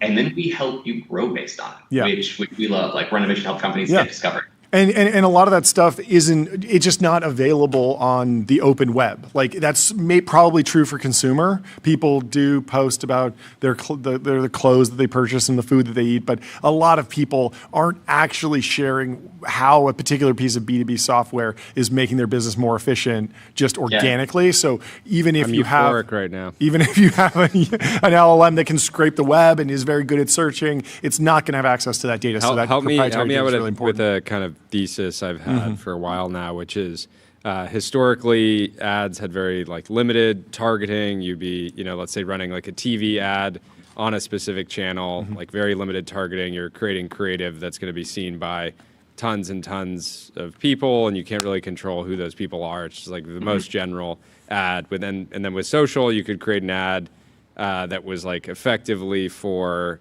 100,000 people, and you run it and it gets stale quickly and you have to create more creative. And it feels like we're on a trajectory towards at some point, and people that hate commerce and ads and the economic engine of the internet won't like this, but it feels like we'll get to a point where like every ad is basically created in real time for a specific individual. Do you see that? Do you see us kind of headed in that direction? And part of that is just like the right message at the right time for the right, like one specific person. And there's obviously kind of like layers to that stack. Maybe you need a multiply that's also working with like a Meta platforms, et cetera, but headed towards like targeting that's so extreme, it's like one ad for one person. Or potentially a Vibe.co, where D2C brands, B2B startups, AI companies advertise on streaming TV, pick channels, target audiences, measure sales, just like on Meta. You could deploy for your customers. You could potentially be a big partner to Vibe.co, our partner. Yeah. So I love that vision. We're seeing companies are demanding the same thing. We're running these personalized ads where we see, hey, a similar set of customers decided to buy food for this reason. Hey, actually, let me step back. When we're seeing financial services companies with a certain sector buy from a certain reason, we're already running different ads to them than manufacturing customers with certain revenue ranges. So we're actually ingesting CRM data where we can do a version of what you're talking about and saying, hey, don't advertise to these folks. And for these folks, give them this specific messaging based on why they buy from you. So we're going there. We're having companies ask us all the time for more personalized. So we're building more for one-to-one as well. I think the question and the thing that I think is so interesting about the space, even if you can go do one-to-one advertising for everyone, how do you know it's the right message when it's predictive? And really one of the things that we focus on is not saying that we know the right answer. A lot of traditional media agencies have like a playbook. They'll say, hey, we know the best way to break through. And we fundamentally disagree with that. We think the best approach is always on obsessive testing. So when we talk to growth marketers, like the way we frame a lot of our AI, we frame it as we built the world's most insatiable AI agent. And just like a good growth marketer, there's no such thing as enough pipeline. And the reason I say that here is we're running hundreds of experiments every week for a lot of companies. It's thousands over time. And when you see all of that, you're actually learning by doing. You can't just say one-to-one, here's the right message. It might be one-to-one. Let's try 10, 20, 30 things until we crack this is what really is speaking the language of that person or that customer that speaks to them. And you want to speak their language, even though it's your value you're bringing to life. Mm-hmm. All right, here's a challenge. Sell me a pen in the next 24 hours. Sell me it would be the B2B equivalent. Like I want an ad for a co-packer that can make me custom pens by the billions if I want them. TBPN branded pens. This could be our next merch drop. Thank you so much. Great to meet you, Matt. Congrats on the round. Congratulations on the raise. Very exciting company. We'll talk to you soon, Matt. Let me tell you about Sentry. Sentry shows developers what's broken and helps them fix it fast. That's why 150,000 organizations use it to keep their apps working. And let me also tell you about Cognition. They're the makers of Devin, the AI software engineer. Crush your backlog with your personal AI engineering team. And we have Cameron here in the studio. Are you a doctor? Should I be calling you doctor? You don't need to call me doctor, but I am a licensed clinical psychologist. Wow. Congratulations. Give a little bit of your background, explain the company, and then obviously I want to dive into the current thing, which is the peptide debate. Of course, yeah. So I'm Dr. Cameron Sapah. I'm a licensed clinical psychologist. I served as an assistant clinical professor of psychiatry at the UCSF School of Medicine for over a decade. That's a good school, right? It's the number 3 medical school in the country. And since 2012, I've become a serial healthcare entrepreneur. Okay. So I was on the founding team of Amada Health, which is a unicorn that went public last year that creates online weight loss programs. It's helped 1 million people lose 10 million pounds and cut their risk of diabetes and heart disease in half. That's a great KPI. The thing I'm much more proud of than the financial outcome. Spent a year at Trinity Ventures on the VC side of the business, and now I'm currently the founder and CEO of Maximus, where we are pioneering performance medicine. And what's the core focus of Maximus? Obviously, we're going to talk about peptides, but you've been in the business since before the peptide boom, correct? For sure. Okay. Yeah. And peptides is really, almost like a meaningless term. It just really means like drugs. It's a particular chain of amino acids that are getting hyped right now. But performance medicine spans hormones, peptides, and other small molecules. Yeah, it does. You'll appreciate. So we were at a conference in 2024, and it was like we had just started kind of doing the show. And we were asked to give a talk kind of last second. So we were like, oh, what should we talk about? And it was meant to be like somewhat of a provocative subject, and we were making the case that basically founders should be on like a performance drug stack, right? Yep. And that venture capital firm should have platform teams. Platform teams should be like helping them. They have their go-to-market team. They have their brand team. They have their help you recruiting with hiring. They'll help you optimize your performance stack. But how important is performance these days outside of bodybuilding competitions? Yeah, I think a lot of, in fact, the trend that we're seeing, this huge consumer wave, whether in peptides or sort of performance enhancement, really trickles down from professional athletes and bodybuilders. Yeah.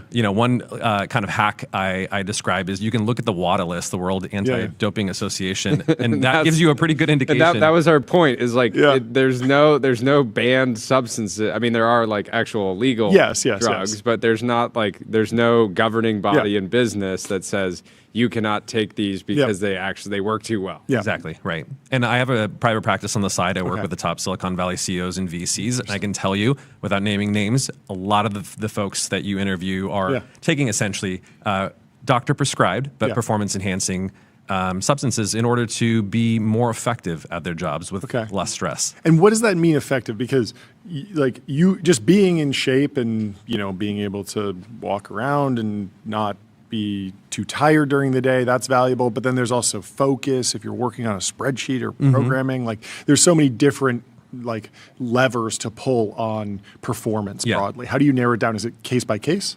Yeah, so the way I describe it, I think there's sort of 5 foundational health behaviors. Okay. So diet, exercise, sleep, stress management, and intimacy are the 5 things that are critical for health span and lifespan. Sure. And let me make a little bit of an analogy that I think really captures the field of performance medicine. So Steve Jobs used to love to tell a story about how there's an article in Scientific American that would track how effective various animals of the world are at locomotion. So who can travel a kilometer with the least amount of calories, right? Now the condor, a bird, was the most efficient animal. And human beings, it just soars, right? Human beings, despite being, the crown jewel of creation, were like a third of the way down the list. So it was pretty unimpressive showing. Yeah. But someone had the bright idea, and they said, if you give a human being a bicycle, they skyrocket to the top of the list. And so Steve would make that analogy that the personal computer is the bicycle for the mind, right? And really revolutionize the world with that idea. I'd argue now we're seeing the precipice of two new revolutions in that AI is the motorcycle for the mind. It's not only as smart as a PhD, but it has all of the PhDs and can work 24/7. And similarly, we're seeing a revolution in biology and this shift towards performance medicine. So if you take the 5 foundational health behaviors that I described and you want to enhance your ability to do these things because they're critical to your health, you probably have a supplement stack like you're saying, right? So let's just walk down those 5 things. So if you're trying to enhance your exercise, and the main goal of exercise is to build muscle mass, you're probably going to take the most studied ergogenic supplement, which is creatine, right? Now creatine, if you just sit on your couch all day, is not going to do much for you except make you bloated. But if you combine it with strength training, it will increase slightly the amount of your lean mass. Now, what happens if you introduce testosterone? Now, testosterone, there's a great study that was done. Don't get John started. Don't tempt him. There was a great study that was done that gave guys testosterone and told them not to exercise.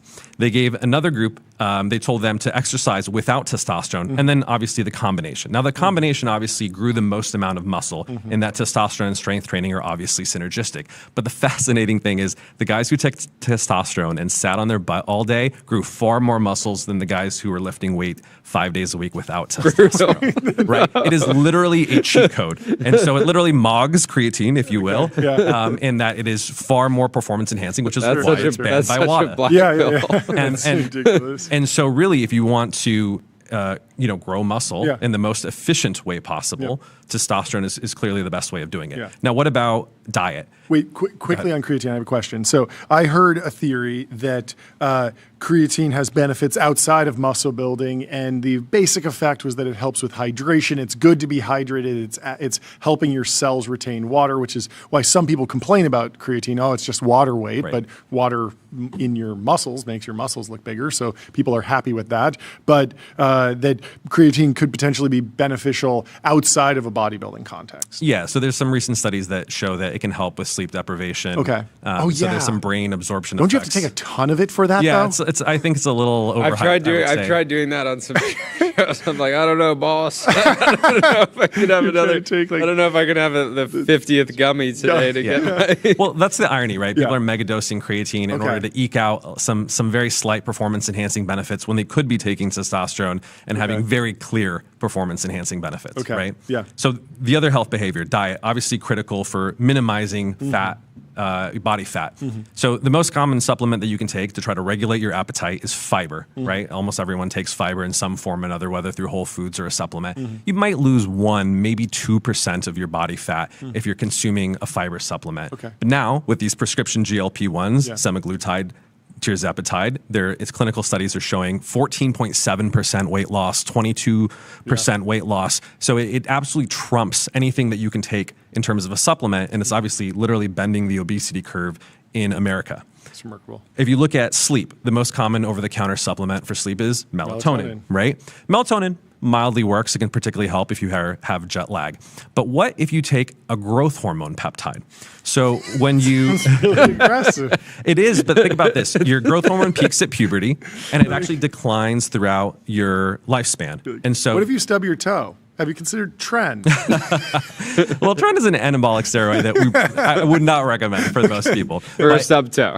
There's a lot of anti-aging. John's like, all right, you forced my hand. I'll take it. Yeah, for sure. But the fascinating thing is because growth hormone declines across the lifespan, you can take a growth hormone peptide and just restore yourself back to youthful levels. And that's what a lot of the scientific consensus is about. Not the super physiological levels, not getting your testosterone 10,000 times bigger than what it would be naturally. But if you are truly at a deficit, bringing you back in line. That's sort of the medical consensus, correct? Exactly. Okay. So there are growth hormone peptides now, sermorelin and tesamorelin, that enhance sleep, they enhance recovery, allow people to sleep back till they're towards that 7 to 9 hours of sleep.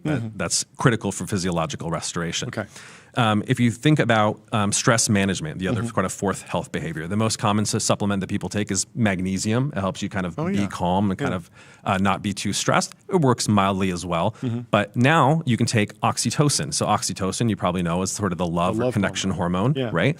We've actually developed a topical formulation of it. So you can actually apply it. I'll show you what it looks like. This is a little container. You can apply it intranasally or on thin skin, such as the scrotum or the perineum. It absorbs and it reduces cortisol, the stress hormone, and it helps people feel more connected, far more than a magnesium. So this is what the kick streamers need if they get frame mogged. Oh, that's true. The cortisol spikes. An EpiPen. Yeah, it will prevent actually a cortisol spike. So and if you're getting frame mogged, there you go. Yeah, you don't just dab it. You just apply it, I would say. And then finally, intimacy, I think, is the most underrated health behavior. Zinc is the most common supplement that people take in terms of enhancing sort of sexual function.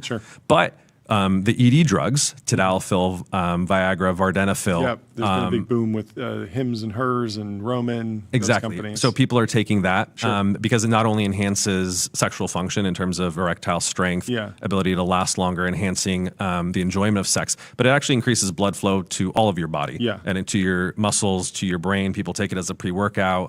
There's interesting associational research showing that it reduces the incidence of Alzheimer's and dementia. There needs to be further studies that needs to be done to substantiate that. But that's the future that I see, is that almost everyone right now has sort of that supplement stack. But I predict, this is my kind of bold prediction, is that the top founders and VCs in the next 5 years will be taking at least 3 of those 5 things that I mentioned. So testosterone to build muscle, tirzepatide to drop fat, tesamorelin to increase growth hormone and recovery, tadalafil to increase intimacy and blood flow, and oxytocin to reduce their stress. Okay, so those 5, so you have the 5 supplements and then the 5 drugs that need prescriptions, right? Is your prediction that the FDA will approve non-prescription versions of those exact chemicals, or that everyone will sort of elevate to working with a doctor that can actually write prescriptions? Yeah, it's a great question. All of these prescription drugs that I mentioned are already FDA approved. Yes. But a physician has the right to prescribe any of these off-label, right? So tadalafil is a great example. It's FDA approved for erectile dysfunction. But we actually prescribe it as a blood flow enhancer. So some people literally take it as a prescription pre-workout for non-sexual reasons, or they are taking it as an anti-aging sort of drug. Because that's sort of the vision of performance medicine, is it's not just treating a deficit or a medical problem, but it's enhancing your health, your aesthetics, or your performance. And so, like between those two, you would expect like many more doctors' visits, many more consultations with medical professionals to get access to that tier of prescription-only medicines. Yeah, well, and I feel like that fits into this, like, put differently, you're positioning this as like much more proactive approach to medicine, not just trying to survive when something bad happens or you're experiencing some sort of disease, but like proactively trying to take yourself from the baseline to the best you can possibly use. Yeah, you absolutely nailed it. The problem is right now in America, we don't have a healthcare system. We have a sick care system, right? And it's run by an oligopoly of insurance companies that are not in the business of providing healthcare. They're in the business of denying healthcare. Very sadly and tragically, when the UHG CEO is killed. There's some issues where like various health tech companies will, be talking to VCs and they'll say like, oh, like we're going to be able to get access to insurance dollars, and the issue with that is that insurance companies don't care if something will make you healthy in 10 years because you're most likely going to be on a new insurance plan. Absolutely. So they're just wasting money, right? They expect the average American stays at their job like, low single digit years, I think. And so that just means like, they're like, that's great, you're going to be healthier later, but I'm not going to pay for the benefit of some other insurance carrier. Yeah, that was what we learned at Omada, because we sold through employers that if the employer didn't retain their employees for more than 3 years, there's no point of selling into it, because they're like, it's not my problem, someone else is going to have to pay for it. So the antidote to that is performance medicine, in that it bypasses the insurance system altogether. And within, basically, we're a cash pay private practice that operates in all 50 states. And our belief is that the only person that should be making a decision is you and your doctor, and that every drug, of course, has risks, but it's up to you and your doctor to decide whether the cost benefit is worth it for you in making that decision, not the insurance companies who are really in the business of minimizing the amount of care. I'll give you a really great example of this. If anyone measures their testosterone levels, unless you're below the 2.5 percentile, the insurance company will deem you're not sick enough, essentially, to be warranted to reimburse treatment. Be in the bottom 2.5%. 2.5 percentile. So the question is naturally, what happens to the other 97.5% of Americans? Obviously, the lower half of that would probably feel better in terms of their energy, their motivation, their drive, their sexual function, their ability to build muscle mass. But even folks who are, let's say, low normal would probably benefit from a higher level of testosterone in terms of the performance enhancement that we're talking about. Right? Insurance will never pay for that. And so there's been a proliferation of the rise of sort of private practices like Maximus in order to really meet the needs, because I think there's this huge consumer trend, which includes peptides and hormones, of people who want to enhance their health, enhance their performance, and enhance the quality of their life. How are you advising clients and just people broadly around the risks associated with peptides? There's a debate raging right now around is BPC overall 157 just like efficacy, but also the potential risks, because we don't necessarily have for some of them we have plenty of data, even if we don't have full on studies.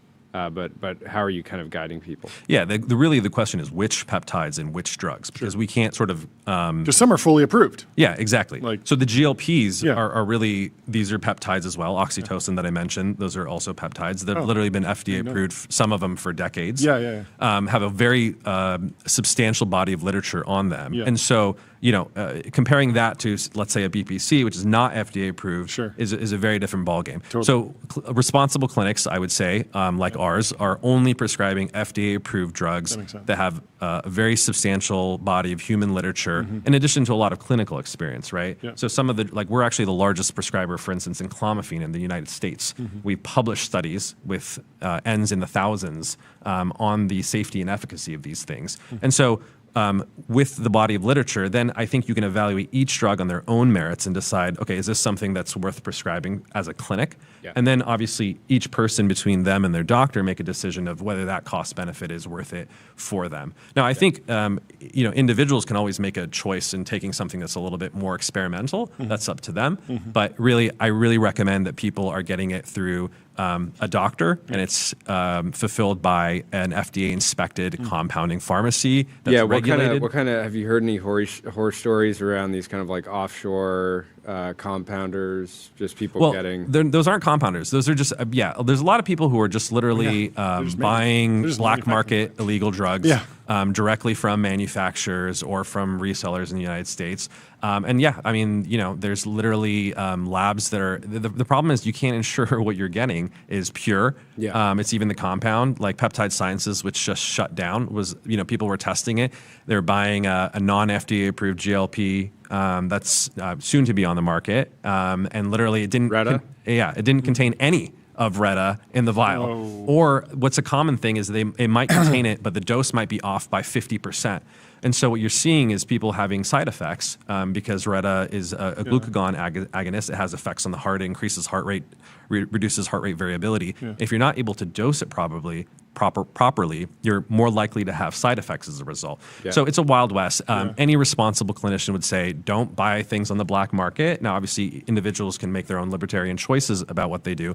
But the difference is that there are good alternatives on the market. For instance, tirzepatide is generally efficacious for weight loss. There's no reason for most people to be taking Retta and also to be dealing with the potential. We have one that's FDA approved. We have one that's FDA approved. We have two, actually. You know that it's pure. You know that it's relatively safe because there's a wide body of literature, and it doesn't have the cardiac effects. So do you think Hollywood is going to be somewhat of a model for Silicon Valley in the sense that like actors have historically been like, how did this actor have this insane transformation? Chicken and they're and like, broccoli. Chicken, broccoli, You're and right. a lot of water, and it's like I don't know about that, but it basically is like bodybuilders lead the charge. Hollywood kind of picks up on that, and then but is Hollywood kind of the somewhat of the model? Yeah, I think so. And I think increasingly Silicon Valley investors and founders are going to increasingly become the model. The problem with Hollywood is until maybe recently, a lot of people literally had to lie and say they weren't on TRT, despite the fact I have friends who are personal trainers to these guys who prep them for the movies. They're clearly on performance enhancing drugs. Nobody bills like. Well, yeah, it is right? irresponsible for like Zac Efron to be like, yeah, I'm on TRT because a bunch of young people are going to see that. Totally. Be like, I want to look like that. Yep, exactly. Yep. But this is it's a really great point that you mentioned about sort of young people in TRT, and this is actually one of the whole founding genesis of Maximus, right? So testosterone is a really interesting compound. The gold standard is injectable testosterone. So if you inject exogenous testosterone from outside of your body realizes it's getting enough, and so your testicles will shut down, shrink, and you become infertile. So nobody under the age of 50 or nobody who wants to still have children should really be injecting testosterone. Sure. Now you can take something called HCG, which is a replacement for LH, and it can help you get off of it and restore your fertility. But it's not perfect, and there's some risks involved. However, there are alternatives nowadays. So we actually prescribe oral and topical testosterone, so you don't need to inject it. And it's native testosterone. It's the same testosterone that your body makes. The problem with injectable testosterone is we made sort of an interesting devil's bargain, is we took testosterone and we added a molecule to it called an ester. So you probably have heard of testosterone cypionate. The benefit of the ester is that because it's annoying to inject every single day, you only need to inject it once a week. So it becomes more convenient. The downside is it redlines your testosterone for 24/7 for a whole week, and so it shuts down and suppresses your endogenous production. So you basically become dependent on it, and if you come off of it, you're going to go through withdrawal symptoms. The benefit of oral testosterone is that it peaks within 2 to 4 hours, lasts about 6 to 8, and topical testosterone peaks at about 2.5 hours, lasts about 12 to 6. And so they're shorter half-life, shorter duration, and they're less suppressive. The interesting thing that we found in our research is that if you take oral testosterone, it's actually not very suppressive for most people. And if you combine it with enclomiphene, which is a selective estrogen receptor modulator, it basically blocks estrogen in a particular part of the brain, the hypothalamus and the pituitary.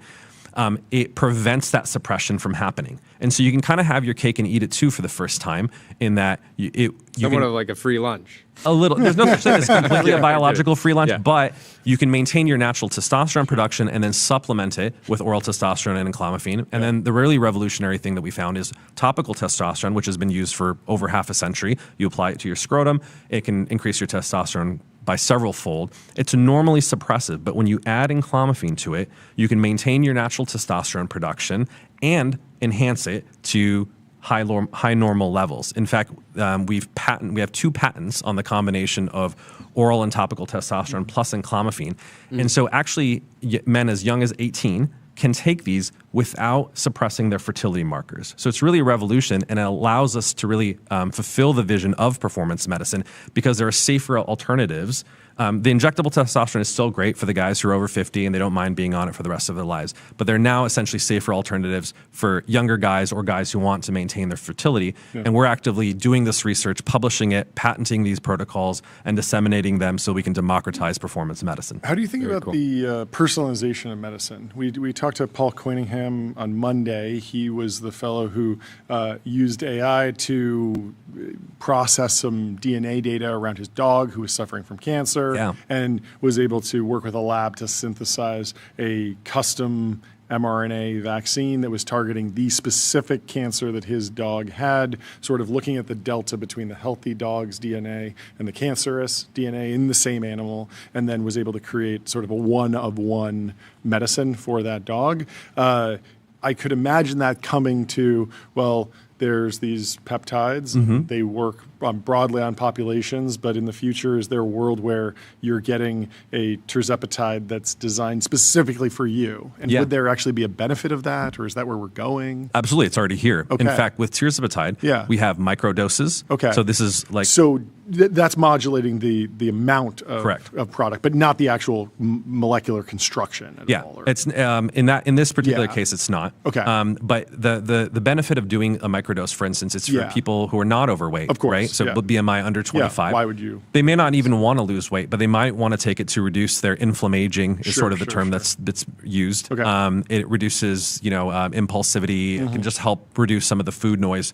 And maybe there's some folks who are not necessarily overweight, but they want to maintain a six-pack without having to constantly fight this willpower battle for the rest of their life. That's obviously a little bit more aesthetic and performance enhancing, but that custom dose, people can kind of find the right dose that fits for them. So yes, there's going to be both personalized medicines in terms of the type of medicine, but also I think the dosing is really critical because it allows flexibility. So enclomiphene is a really good example. When enclomiphene first was introduced to the market, literally the only dosage that was available, 25 milligrams. And it's like That's what they studied. You get 25 milligrams of Viagra no matter who you are, right? We offer 8 different dosages, all the way from 3.125 milligrams to 25 milligrams. And the way we titrate it is actually through lab testing. So we have an at-home blood test. You don't have to go to a Quest. You can just stick it on your shoulder. You press a button, and you can take out about half a pinky full of blood. And we can not measure 100 markers like at Quest, but we can measure about a dozen of them, and including so you mail testosterone. That back, you take it to a lab. Exactly. Mails next day air to a lab. So you can take your baseline levels. You know where you stand.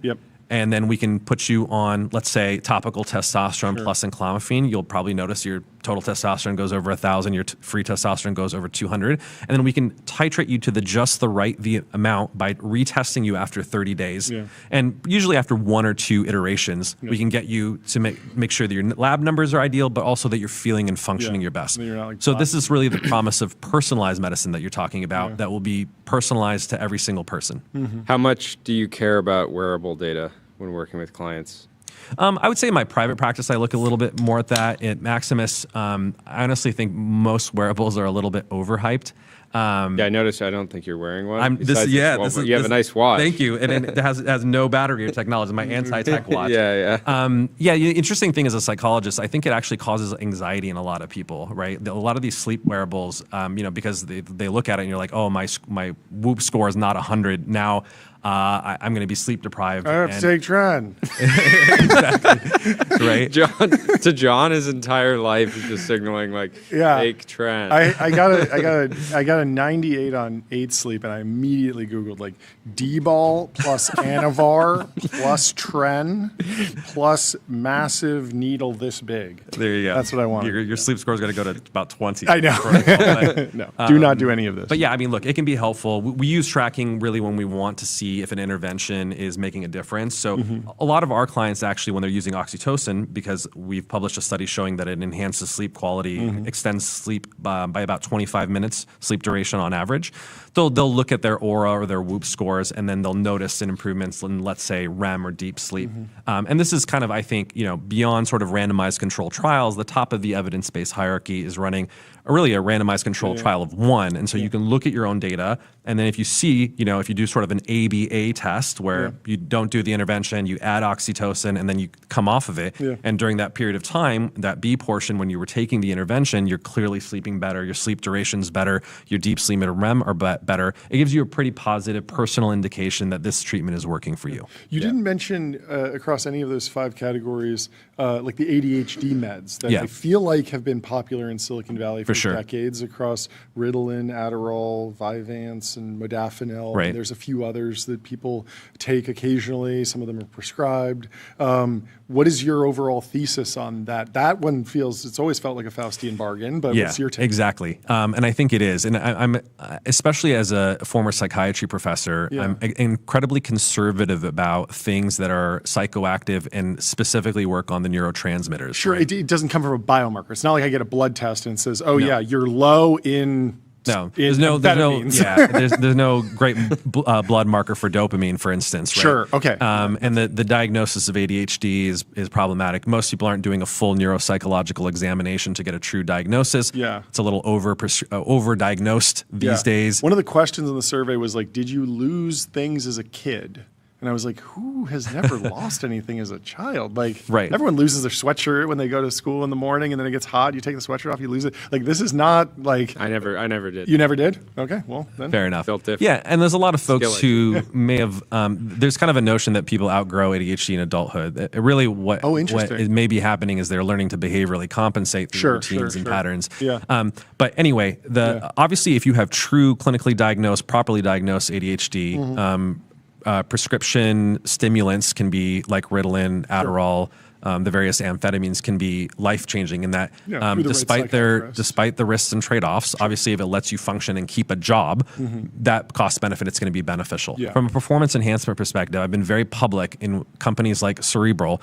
We're doing the wrong thing by shilling Adderall on TikTok. We won't prescribe it because it's addictive, and we don't prescribe things that are addictive because I think, to your point, it is a Faustian bargain, and there's significant trade-offs in doing so. So I didn't mention focus as part of those 5. I do think there are things. Well, it feels like your philosophy is that focus comes from the other areas. If you're balanced everywhere else. Well, in 2019, I popularized dopamine fasting as a behavioral way of improving focus. The main thing that's actually messing with people's focus for the majority of people is not ADHD, but digital distraction. Right? So everyone's distracted by social media, gaming, gambling, shopping. I do a dopamine fast every single day, like at least 6 hours. Yeah, that's fantastic. Usually from 11 p.m. to 5 a.m.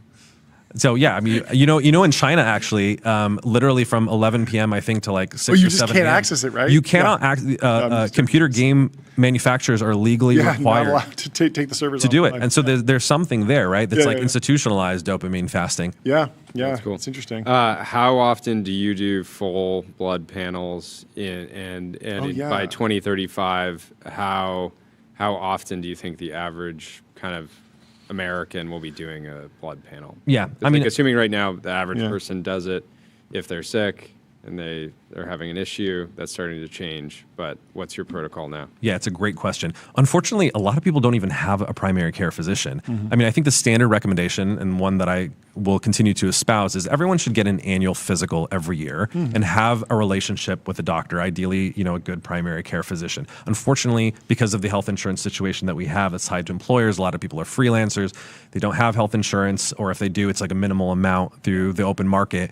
They don't have that. So that's problem number 1. Problem number 2 is the blood test that you get through your primary care is very sparse. So I'll tell you a funny story. So, being at Omada and literally being in the diabetes industry, I never had my blood sugar level checked. And when I brought it up with my doctor, they're like, "You're young and healthy. You don't need to check your blood sugar." And I was like, "My dad has type 2 diabetes. I want to check, and just make sure I don't develop it." But that's the mentality. Similarly, it's not routine to measure your testosterone levels or get a hormone panel unless you are like incredibly low energy and symptomatic, and your doctor would be concerned. They don't think it's sort of necessary. And so the unfortunate thing is, going through the traditional healthcare system, because they really want to minimize the cost associated with the panel, you're not going to get a good comprehensive blood test done, right? So through Maximus, we have a comprehensive test. It costs $199.99. You can get 110 biomarkers measured, true unique biomarkers. There's a couple of companies out there that repeat tests every 6 months, and they're not unique biomarkers. So that will give you an assessment of, standard CBC, CMP, your lipids, your hormones, your thyroid, all the things that you need to know. And obviously now with AI, you can, throw that into an AI and identify areas that are problematic. And obviously, if you have a clinic or a good PCP that can work with you, it can help optimize it. Like a good example of this is almost everyone is vitamin D deficient because we just don't get enough sunlight. It's the easiest thing to fix. You can take a multivitamin like the building blocks that we produce, and we do before and after lab testing so that after a couple months, you can get into an optimal range, and it's going to enhance your mood, your sleep, 100 different biological functions. We got to pop the top on this ultra down. Let the sun in. Get the vitamin D no, going. We actually want to eventually get to natural light. It would be so good. We got to make it happen. Pleasure. Anyway, thank you so much for stopping by. Have a great rest of your day, and we will talk to you soon. And I will tell everyone about Vanta. Automate compliance and security. Vanta is the leading AI trust management platform. And I will tell you also about Graphite, code review for the age of AI. Graphite helps teams on GitHub ship higher quality software faster. And without further ado, we will kick off our lightning round, the Lambda lightning round. We will go to the cloud, hopefully. We'll see. The Lambda lightning round begins now with Chris from AdQuick, one of our favorite people. Boy. TBPN royalty, as the chat likes to say. Let's bring Chris in to the TBPN Ultra Dome. Chris, how are you doing? Great to see you. There he is. Is that a TBPN green suit? This is a beautiful jacket. That is a fantastic jacket. I like the liner too. Anyway. Yeah, I picked it up in London at Charles Turret. No way. Very cool. Couldn't miss out on the opportunity to get dripped out with my fellow technology brothers. I love it. I love it. Reintroduce the company and sort of explain the shape of the business these days, and then take us into the news. For anyone that hasn't heard, I know 1,000 AdQuick. I think we did 250 last year or something like that. Probably more. Yeah. So AdQuick's building the infrastructure for real-world advertising, so out of home. So when you think about it, over the last 30 years, every dollar of every ad spend has gone to doing one thing, reaching human beings with a message, and that's primarily been done through digital channels. Cookies, pixels, real-time bidding, programmatic, that's all digital. But what they did forget is that people are outside. People are constantly getting exposed to an advertising medium, and this one hasn't been optimized. It hasn't been architected with technology. And so, the big players like Google, Amazon, the Trade Desk, none of them have cracked the nut that is out-of-home advertising. And, we're building the pipes and the plumbing for it. Yeah. So there's a lot of interaction with the physical world. At a certain point, someone has to physically print the billboard, put it up, tape it down, tie it down, do whatever. And you are able to abstract that and then serve a company with a thing that looks like a, more traditional digital platform, right? Yeah, absolutely. And most importantly is proving that the medium works. So we now live in an age where you don't get investment in advertising unless you can prove that it works. And so we pioneered the measurement and the analytics. So if you get exposed to an out-of-home ad and then to subsequently do something online in an app, go into a store, we can attribute that to the exposure and then model it out with all the rest of your channels. So it's out-of-home advertising made easy and measurable. That's what I'm getting from this. That's right. But take us through the more recent news. What's going on with the business? Yeah, so there's three big players in the space in the United States. It's a $10 billion market. $2 billion roughly is sold by Outfront Media. And you'll see their billboards and their transit in New York, Los Angeles, and all the major metros in the United States. And to be clear, they own the physical real estate. They own the physical, the structure that the billboard goes on. That's part of their business? Or just the rights. Or the rights? The rights and the structures. Got it. Okay. Rights. And so this is an organization that's like 2,000 employees, 1,000 sellers, all regionally distributed. And they've been selling this medium very much like real estate agents have prior to your Open Door, your Zillow, so on and so forth. And for the first time ever, they're going to have world-class technology to support their sales efforts across these 1,000 sellers. And then they'll be also using our audiences to find the best fit for their inventory against an audience, and then also measure the success for their clients. Amazing. So, walk me through the measurement problem, because on my drive to work every day, I drive through Hollywood. I see so many billboard ads for movies, and whenever I buy tickets, I wind up going on Fandango, and there's a huge disconnect there. I don't know that I've gotten a survey, but with the right data, you could probably see that I was in this area, or I purchased something on a credit card panel in this area and I might have been exposed to that billboard. I could imagine how you could piece that together, that I went to this particular movie because I saw this billboard. I've been seeing billboards for the Project Hail Mary, and we are actually going, and the billboards should get some of that attribution. But other than hearing me say it right now, I don't know how you would puzzle that together. So what is the process these days? Sure. So your weather app doesn't make money by telling you it's going to rain. Okay. We buy up all the highest quality mobile traffic data. Sure. We pipe 7 billion pings into our platform every single day. So we know where you are, what time you're at, what direction you're heading at, what speed you're heading at, and all these things. And then we use that to basically identify when the mobile device is inside of a geofence, that we have geofenced all of the inventory in the platform. Got it. and then we count that as an exposure. Sure. We then map the exposure to a pixel on the website and an SDK and an app. Sure. Or we also, in the case of brick and mortar, will actually geofence the store location. Yeah. And so we can kind of connect the dots that way. Yeah, that makes a ton of sense. Breakdown kind of trends in the SF out of home market. Like how is kind of all the AI funding boom? Yeah, does a billboard up in SF cost like 10 times as much as anywhere else? Like what's the ratio at least? Yeah, I mean, it's after, we had that 2023, we had the software recession. 2024, we started to see things pick back up. And in the last 12 months, it's gone gangbusters for the AI companies. To answer your question, yeah, the prices are some of the most expensive in the market, and but some of our customers are some of the leading AI companies, Fin being one of them. 11 Labs we've done campaigns for, and so yeah, you're starting to see AI companies use this channel to kind of break through the clutter of digital.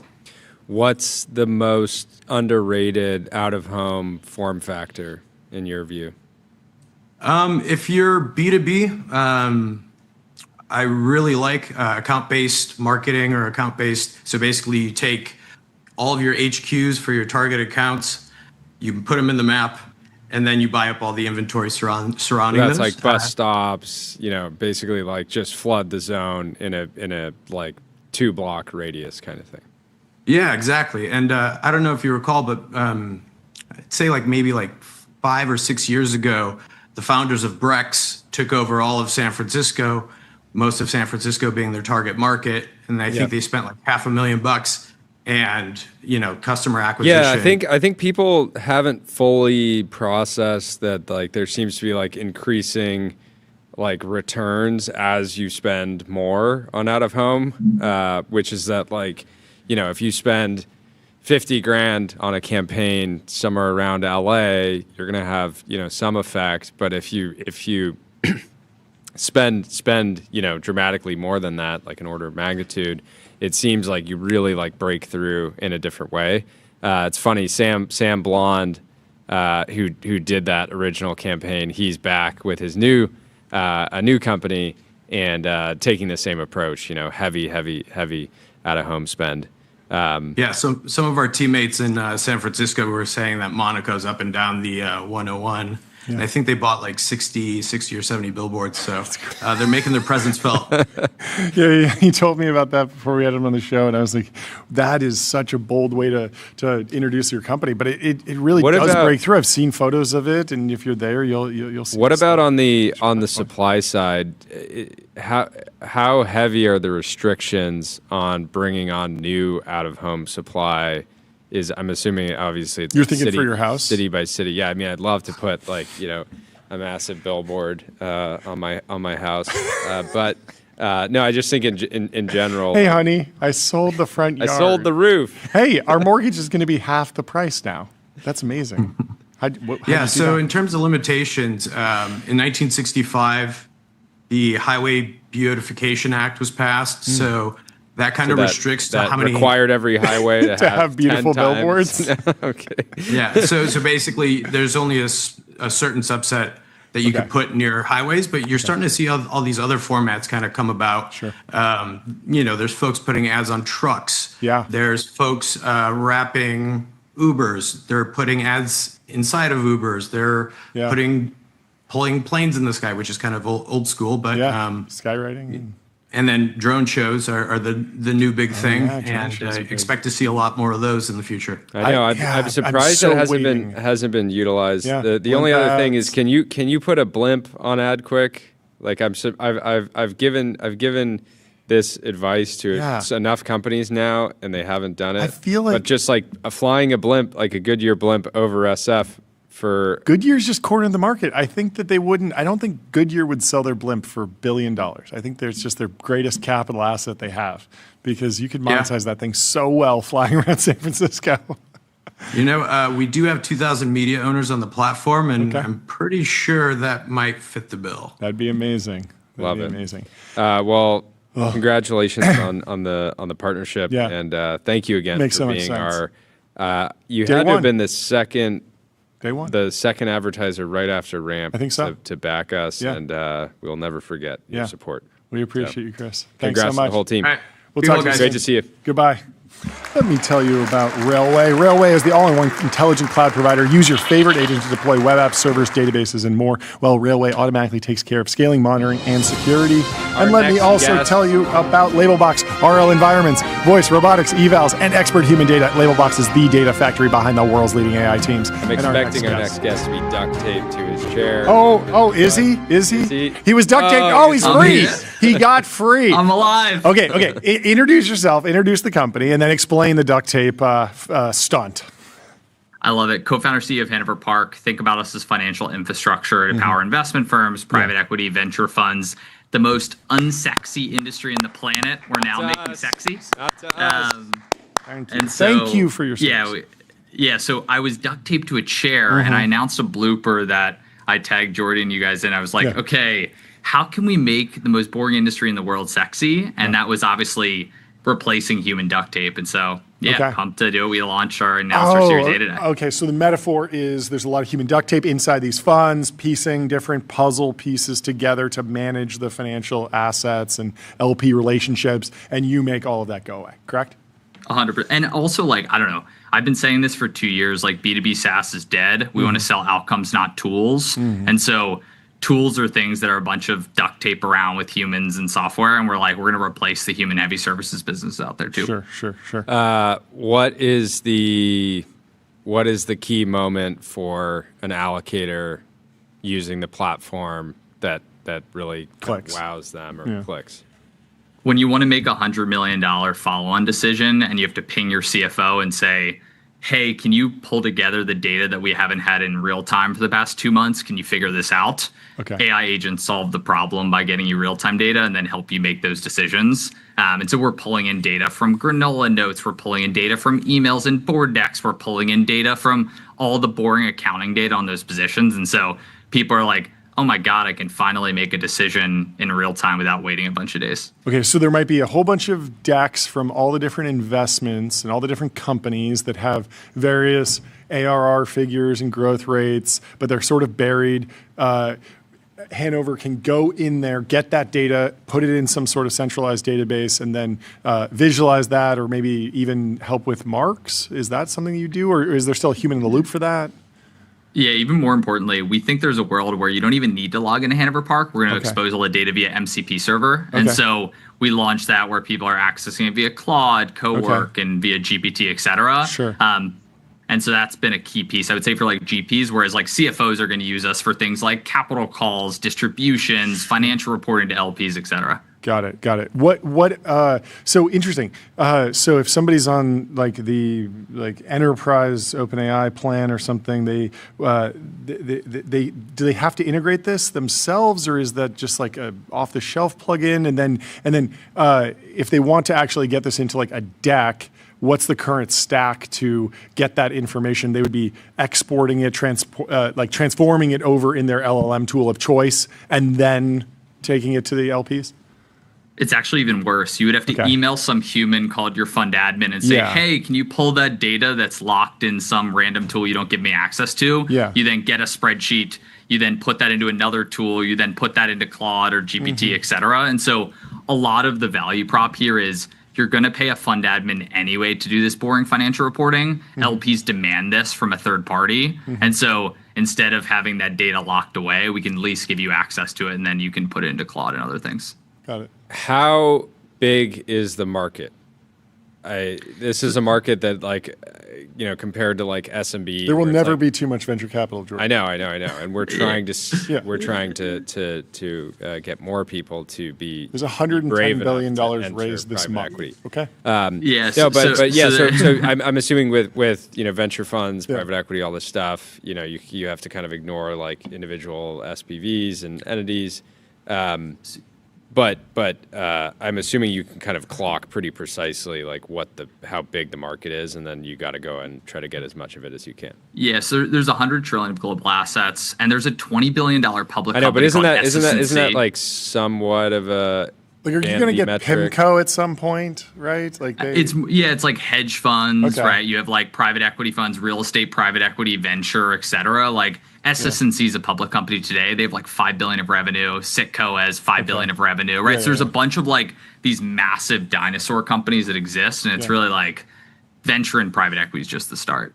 Okay. And so within, I mean, venture also scales from $15 million fund to $15 billion fund. Like, I imagine that there's some trade-offs where the bigger you go, the bigger the dollars, but also the bigger integration, the more requests, versus somebody who's just starting a new fund. They don't have any software, so it's super easy to get off the ground.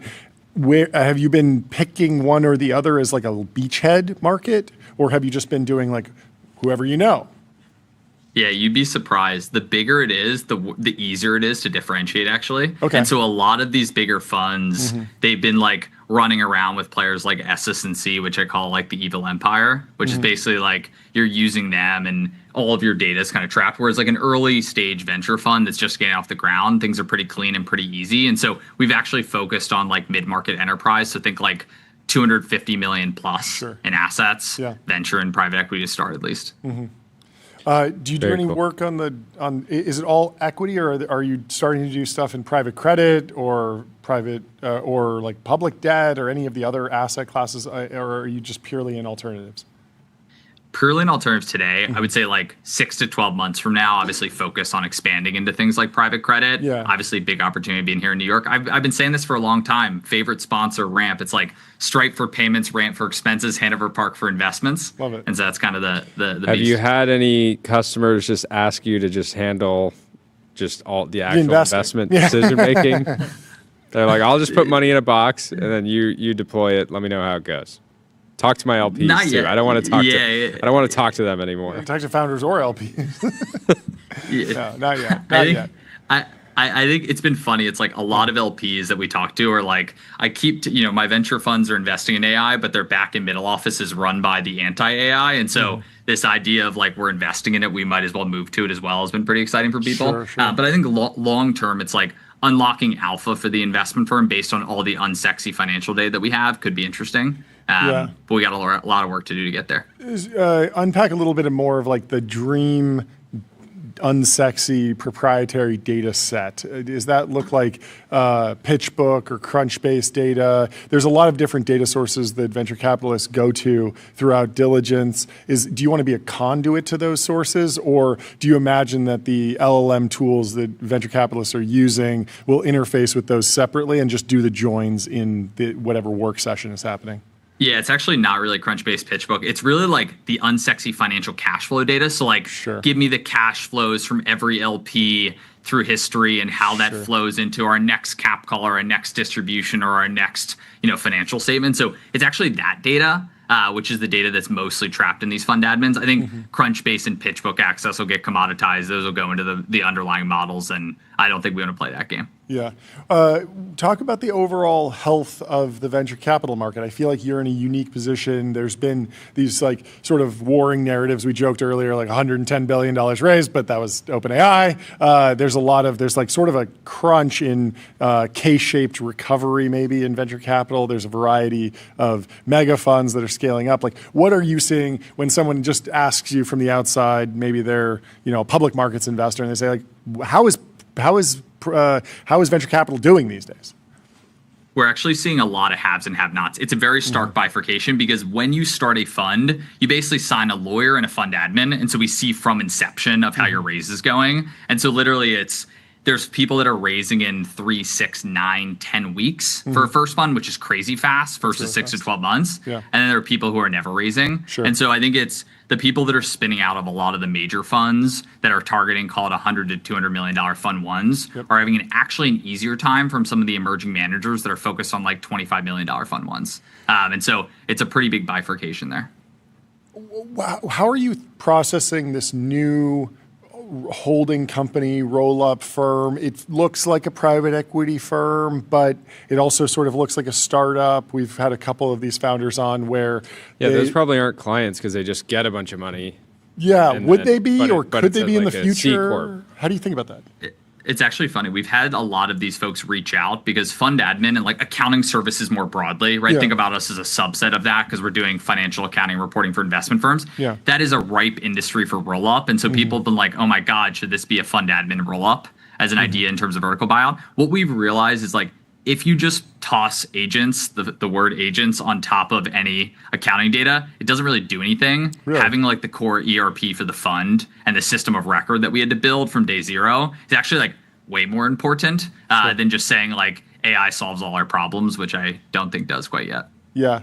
Have you had to do any like fine tuning on your own data or your system, or are the agents sort of able to, find their way around your system pretty quickly? Like, did you need to build your own MCP servers or your own CLIs for these things? We were just talking about this with DoorDash. There's like demand for a DoorDash CLI now. And it's funny, but it makes a lot of sense in the context of agentic engineering. Yeah, we've actually to build our own little AI fund accountant, I call it, which is doing simple things like AI cash reconciliation. When you get an email from someone to make a decision, how does a human do that? It's actually client specific. Different clients have different preferences. And so almost how do you build that like AI fund accountant? So we're using a bunch of the models off the shelf to do that as well. And then we're doing some fine tuning on top. Yeah. Does that look like an .md file, like a skill, or is this more of like a full harness that's actually like a whole bunch of code that you've written? Like, how do you see that system growing as you develop more core capabilities? Yeah, I think so there's a bunch of different ways that we sliced it, but like for something like migration, which is how do I get the most complex financial data in the entire world from one system to another? That's a lot about building harnesses and building skills in and around the core underlying model providers to say, this is the weird, messy financial data from pick your massive investment firm. Here's how we need to think about this. And then for things like doc processing a little bit differently. So depends on the workflow. Yeah. Tell me a little bit about the progress of the company. Like, where are you based? How big is the firm? How are you growing? Where do you see this going over the next couple of years? Yep. So 2 years old, raised 31 million. Obviously, today we're announcing a $27 million Series A led by merchants. We went, there we go. We did it. We're just getting started, though. We're just getting started. Oh, there we go. we're just getting started. What are you talking about? I love it. We went 1 to 15 billion in assets in the past 12 months. We 15x'd. We've had a lot of excitement from folks. I was joking with the team. I said, guys, this is a top 0.1% problem. Having unlimited demand and people excited. Now let's go make them raving fans, which is our goal for 26. And so not cursor, but we're focused on keeping our heads down and executing. That's great. That's great. Well, thank you so much for taking the time. I love it, dude. It's awesome to see your progress. Yeah, I remember years. Yeah, just the absolute thread grinder from the 2021 era. Just ran it up. Yeah, and you're just and so I'm sure you angel invested, right?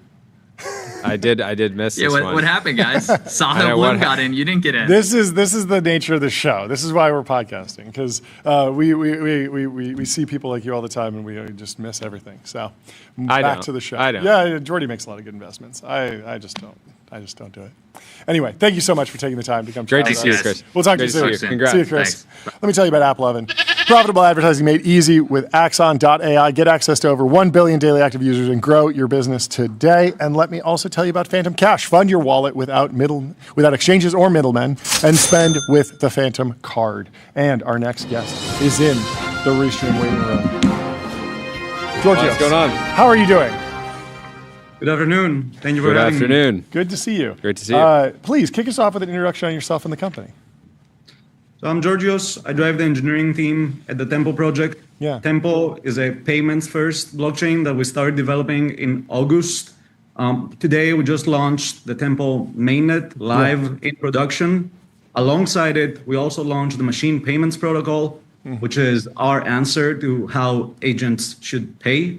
Yeah. And if you think about it, agents are great at searching the web. We use agents all the time in our development process. My AMP, Cloud Code, Codex, whatever it is, for developing, but we find it very hard to make them pay. So we developed the solution for it, and I'm excited to talk about both. So you have MCP. A lot of people were saying, like, why doesn't MCP have payment? A payment spec already baked into it. There's this whole debate about HTTP maybe having a payment spec in it about 20 years ago or something. MPP solves that. But is MPP like a subset or a superset of MCP, or is it a completely different spec? Is there any relationship between the two technologies? They're complementary. You should think of MCP as a way to talk to an API that has been designed to be baked into the agent harnesses. And MPP is a way that you can payment gate an MCP. So imagine that you have your service, you have written an MCP for it, but you actually want to make that a paid service. Maybe, for example, on TBPN, you guys do great prep for all of the people that you work with. Hey, well, what if you just added a paid API to that?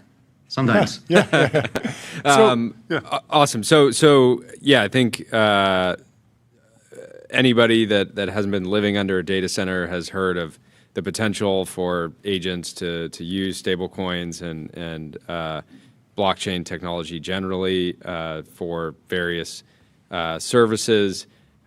You guys are working with a bunch of really cool companies. Like, what kind of use cases are you trying to guide your design partners towards enabling? I think the most exciting use case that they have to do around commerce. Basically, there's a lot of like very interesting work around, hey, I'm on ChatGPT, my ChatGPT is browsing around, but hey, it wants to buy things for me. And I think that's one of the things that is unlocking. The other thing to think about is that your ChatGPT is again browsing the web, but it hits a paywall. You want it to be able to, instead of saying, hey, I can access this information, you want it to instead be able to say, actually, pay 30 cents and you access this wonderful article that would have been paywalled, which might improve your research queries by 3% or something. Sweet. So in that case, you'd be going to people that do have paywalled content and try to get them to. Is that the idea? Totally. I think that would be awesome. And the other thing is just happening already is that, again, envision that these days also don't want to click buttons around. They just want to tell their AI app to them. I think what we've been seeing ourselves as developers is, instead of me going, say, Cloudflare, Vercel, and saying, hey, log in, add billing information, labs, and say, hey, do me this text-to-speech thing, or any kind of like API-gated services today. Instead, I can just say, hey, agent, here's $5. Go and figure it out for me. And actually, he doesn't just do it in one service. It does it on many services. You can imagine a waterfall of queries. You can tell it, hey, go search the web, pull all this data, translate it with this API, then voice-to-speech it, text-to-speech it with some other API, and then upload it onto a website and email me that link of the website, all one shot. Yeah, I was going to ask more on the technical side. There's been a lot of protocols created, blockchains over the last decade. You've seen pretty much all of them. I'm assuming this is your Mona Lisa, taking all the different learnings from the different blockchains and trying to build the perfect product experience this time around. What kind of like technical decisions did you and the team make for this kind of use case? Yeah, so the Tempo blockchain is itself optimized for payments, which means that it's really fast. It has very high throughput and very low latency. Our block times are less than a second, which means that you hit, and before the spinner even finishes spinning, you have a confirmation back, which is what any normal person would expect from a payments experience. But in addition to these, the innovation that we've done on the MPP side is a feature called Sessions, where normally you would need to, let's say you're talking to, let's say again, the OpenAI API. And if you were to do payments, if you were to pay for every query that you're doing, you will need to wait for the blockchain to like confirm your transaction. You will need to pay a fee anytime you do your transaction. And that these days, maybe you can do 10,000 transactions per second or something. But really for the agentic web, and it does seem that everyone will be making a lot more API calls than they were doing before, we need to scale up to hundreds of thousands, millions, if not billions of payments per second. Just to put it, the analogy would be that instead of thinking of like financial transactions, we should be thinking about API calls per second. So we developed this feature called Sessions, which let you really go at API scale by bypassing the blockchain and thinking about it like going to opening a tab where you say, hey, I'm opening my tab, and then every time on your notebook on the side, you write what are the updates, and then only at the end when you want to settle, do you pay, which amortizes the cost of a very expensive otherwise operation. If you want to do, 1,000 or 1 million API requests, just 2, the opening and the closing. Yeah, makes sense. How are you dealing with the just general perception that there's always a risk that AIs hallucinate, and so maybe you don't want to have you don't want to give an agent the ability to go spend an unlimited amount of money. Maybe you want a transaction to be reversible. There's this joke about like giving OpenClaw your credit card. That seems irresponsible, but in some ways, I would maybe rather give a credit card to an agent than a crypto wallet that if it sends it to the wrong address, it's gone forever. It's not really reversible. How are you thinking about handling those like long tail errors that can be catastrophic? That's an awesome question, because I absolutely have in the past lost money using systems that others had built, where you just give your agent money and then the agent goes and spends it without realizing how much access it has. Yeah. We developed a feature called access keys, which basically is your standard card permissions. Sure. It's a bit more programmable, but you should think of it as limits, spend limits. Sure. And you can program that. So whenever you open a Tempo session, you can just authorize the agent and say, you can only spend up to $10. Or you can tell it, hey, you can only spend up to $10 an hour or $1 a second. So it lets you have any kind of granularity on the assets that you're accessing, the functions that you can call or the API calls you can make, and also on the frequency that these budgets can be applied. Yeah. How do you think about getting the long tail of publishers onto some sort of agentic payment rail? Because hopefully they're already on Stripe. Otherwise, they've been living under a data center. Yes, I'm just thinking about like the actual. That's to me. That's like why when I saw the launch and heard about the project previously, I was like, okay, Stripe already has a long tail of merchants. If they can easily enable MPP, then you're kind of able to kind of bootstrap a network. Yeah, I'm just thinking like if you have a blog and you put AdWords on it, you got a stream of payments from Google. Whenever you would show a page, they'd show an ad, they'd auction that ad, they would send you maybe 50% of what they made on that ad, and that would be paid monthly. And they were able to onboard sort of the long tail. It feels like the opportunity here is like this many-to-many relationship, but I'm wondering about like, is that onboarding going to happen on Tempo directly? Is that going to be decentralized, or would we expect the big labs like OpenAI, Anthropic to say, okay, now we have opt-in for anyone who wants to get paid when one of our LLMs, one of our agents hits your website, and we will use Tempo as the payment rail? So there's a few questions here. So I think what you just said is true and will happen. It's already happening, right? So Anthropic or OpenAI or both already have a service where you plug in only to OpenAI, and then you can just have a billing relationship with all of the integrated partners that they have. Sure. So that will happen for sure. On the Tempo side, the machine payments protocol, MPP, which is what we launched this morning, it is co-built with Stripe. We co-authored it, and it's payments method agnostic. So every merchant that is on Stripe, and if you go to the Stripe docs, MPP is already there, and it's already an option you can enable.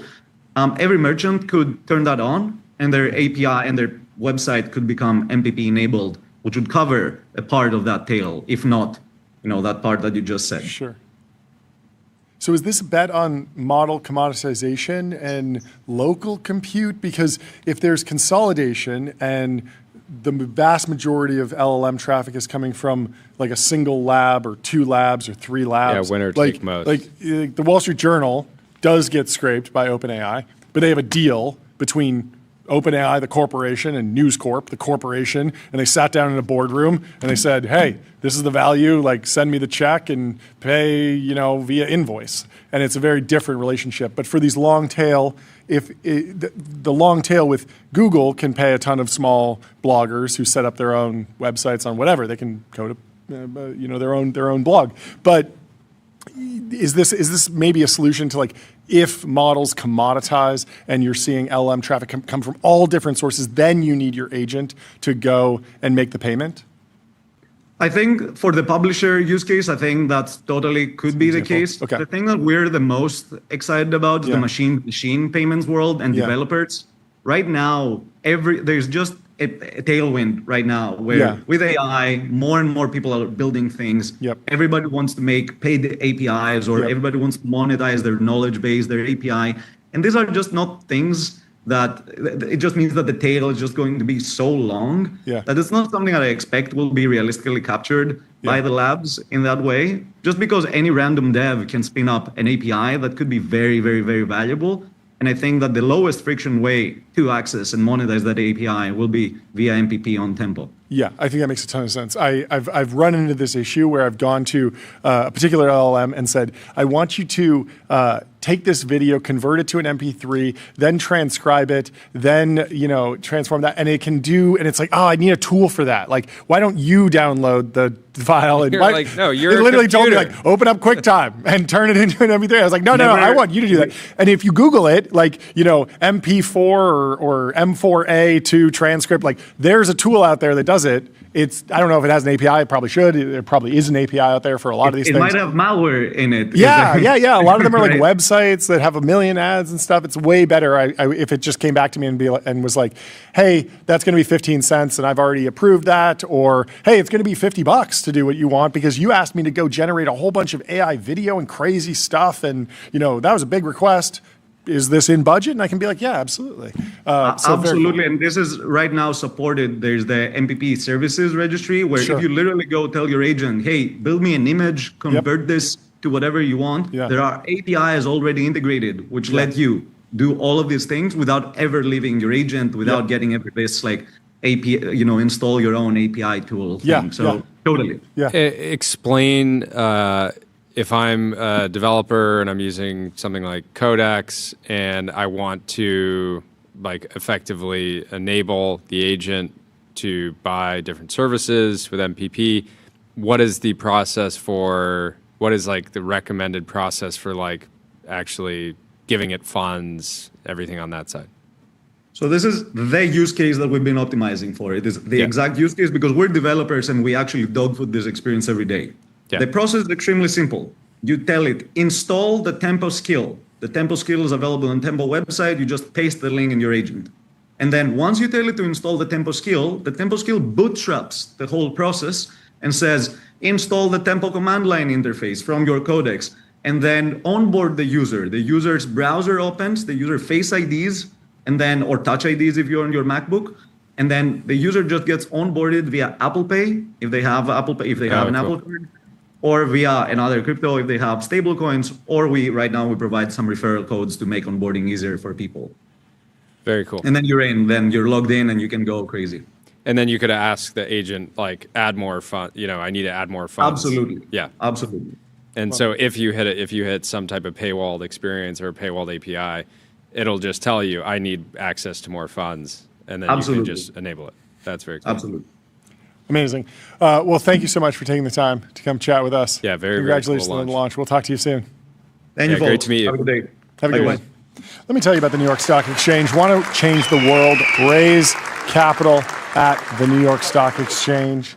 And let me also tell you about Gusto, the unified platform for payroll, benefits, and HR built to evolve with modern, small, and medium-sized businesses. And without further ado, we have Matt Wong from Paradigm in the TBPN Ultra Room. How are you doing, Matt? What's going on? What's up, guys? How's it going? Great to finally have you on the show. Yeah, fantastic. Long time listener, big fan. Appreciate that. Where should we start, Jordy? Can we do a little biographical stuff? Can we go back in time a little bit, get to how we got here? Let's touch on tempo. Okay. Since we've been talking about tempo, and then there's a bunch of other stuff we can talk about. But glad to see you're drinking a virtual Diet Coke with John. I guess my question for you on tempo is. It feels like a big project. It feels like it launched very fast. Is this faster than expected? Like, what were the keys to actually getting to this point as quickly as you did? Yeah, I think it's perhaps one of the fastest project start to mainnet launch in crypto. Yeah. And it certainly was top of mind for us to move really fast. I think the genesis of the project was around noticing the problems that existing infrastructure had serving all these stablecoin use cases. And we didn't want to wait around for many years. But certainly you would have seen the opportunity before August of last year, right? Like, it's not like you weren't thinking about AI or stablecoins or anything. So was that like somewhat of an intentional strategy of like, hey, we need to build a really strong thesis of how this market is going to evolve, and we shouldn't just like rush in, launch something, and then go through kind of wandering in the wilderness to then get to the point where you could launch something to mainnet? You're ascribing a lot of foresight. Candidly, obviously we've been paying attention and investing and building in the crypto space for a long time. Candidly, it was kind of two sides coming together. On the paradigm side, we were noticing the slowness of existing infrastructure. And then on the Stripe side, they've been doing a bunch of great work in stablecoins, and we're themselves experiencing a lot of the infrastructure challenges that existing chains had. So we had a conversation in April about maybe we should actually get together to build something. And then a week later, the entity was formed. Are there any other big distribution nodes that need to fall into place besides having the network up and running and then the partnership with Stripe? Because it feels like that solves everything, but I'm curious to know, like, what are the other next steps in the rollout broadly? Yeah, I think there's probably two layers to think about, right? There's Tempo, the chain, which all the crypto infrastructure and exchange infrastructure needs to support, and we have a bunch of great infrastructure partners there. Then I think there's just the broader trend of stablecoins. Like, if you think about payments, I like to think about it as like 1,000 or 10,000 different markets. It's not a single market. There's what country does it originate from? Where does it go? The size of payment, whether it's a business, consumer, et cetera. And so some of those are much better served by existing infrastructure, and some of it's much worse served. And so stablecoins are actually particularly good at certain segments of that kind of big matrix. And that's where it's being adopted first, cross-border remittances, payouts. And so part of the goal around Tempo is to kind of promote stablecoins more broadly, not just offer another chain. How predictable has stablecoin adoption been to date? Like, if you go back 5 years ago, were you pretty confident that you'd see it more in emerging markets, and then it would go, eventually to business use cases for businesses that were operating internationally, and then obviously a trading use case, which has been dominant since the beginning? Yeah, stablecoins have been around for 10 years, mostly dominated by trading. And I think the emerging market use case is definitely expected. I mean, the monetary rails and monetary units are much worse there. I will say we were probably surprised the last 18 months by how much it's taken off. I think even the most bullish people inside of crypto, maybe some predicted it, but all of us have been surprised by how much stablecoins are being used outside of crypto. And that's really the bullishness that drove us to get excited about launching something like Tempo. And is the big driver? I mean, I've heard about the Scale AI use case. I think SpaceX has mentioned a use case for stablecoins. There's a lot of cross-border deals. Deal is invested heavily. Is that the current narrative, or are there other little offshoots popping up around adoption? There are probably three big buckets. The first is the cross-border. Okay. And so that's where you have Deal, which serve so many different countries, and Shopify is thinking about similar things, and And then you have the instant nature of stablecoins. Mm-hmm. So, I mean, when you think about it, it's kind of crazy that the financial system shuts off during nights and weekends. Like the internet is on 24/7. The financial system is off more than it's on. Yeah. And so I think stablecoin potential is just to bring that into the 21st century where it's on all the time. Mm-hmm. And the US dollar has insane network effects, obvious product market fit, and then you're taking a product that works that's pretty great, and then it has some of its issues, but and then you just like wrap it in something that unlocks all this additional airtime. And there is a trend in the 70s and 80s called Eurodollars, which is sort of the offline TradFi equivalent of this, of dollar deposits outside the US. And that also started kind of illegal and frowned upon, pretty small, and has now grown to north of 10 trillion in offshore deposits and fully legitimized by the US system. And I think stablecoins are probably on that track as well. But back to your question, like the instant payouts, instant payments, I think is underrated too. It's not a cost advantage. It's more getting the money immediately and being able to spend it immediately. And if you think about a lot of these labor marketplaces, that's something that the supply side of those labor marketplaces really values. How do you think the shape of the kind of issuer market evolves? You think it's, right now it seems to be like a winner take most market, but certainly a number of companies are kind of promoting this idea of like there should be millions of different stable coins. What's your view? So I think there's the how many stable coins will there be that are generally have some usage, and like what will the distribution of volume and deposits look like? Yeah. And I think the distribution is going to be very top heavy just because network effects around a single unit of account and how liquidity works in DeFi and exchanges. On the other hand, I think a lot of enterprises that we're talking to own the interface that people are going to be using these stablecoins through. And you can think of them in that context, maybe a little more like stored balances or gift cards, where like Starbucks has a massive gift card program. And it's essentially bank-like, if you think about it in some ways.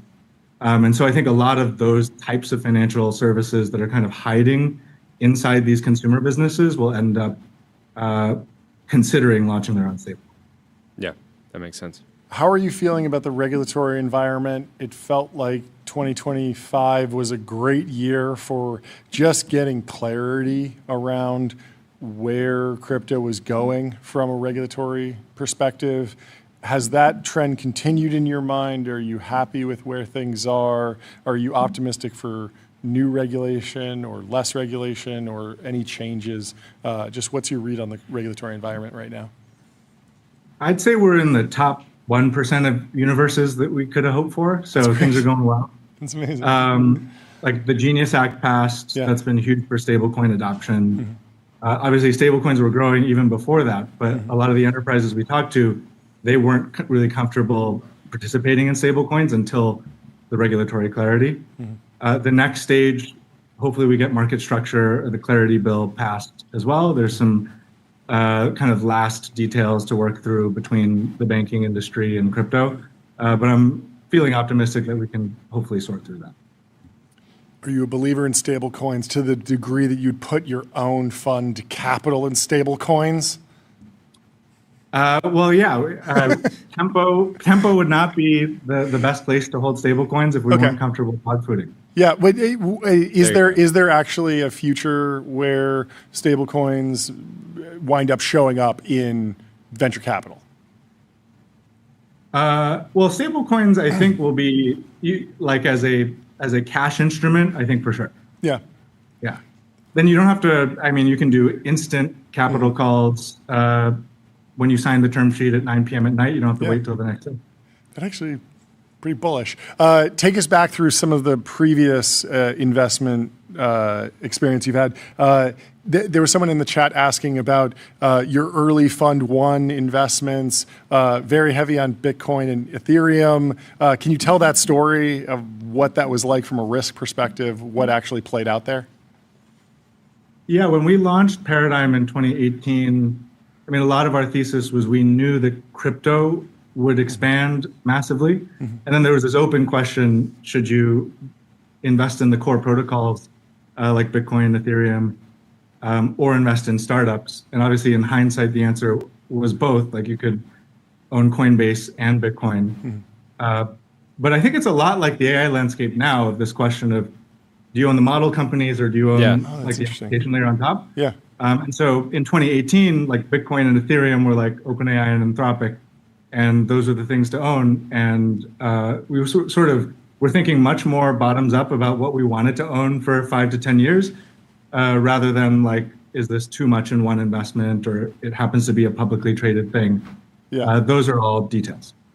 That's such an interesting comp because I feel like you can almost think of like L2s, like and comp those to like cheaper, smaller open source models today, where like L2s have been great in some ways, but also kind of threaten the revenue stream of the underlying protocols at different points.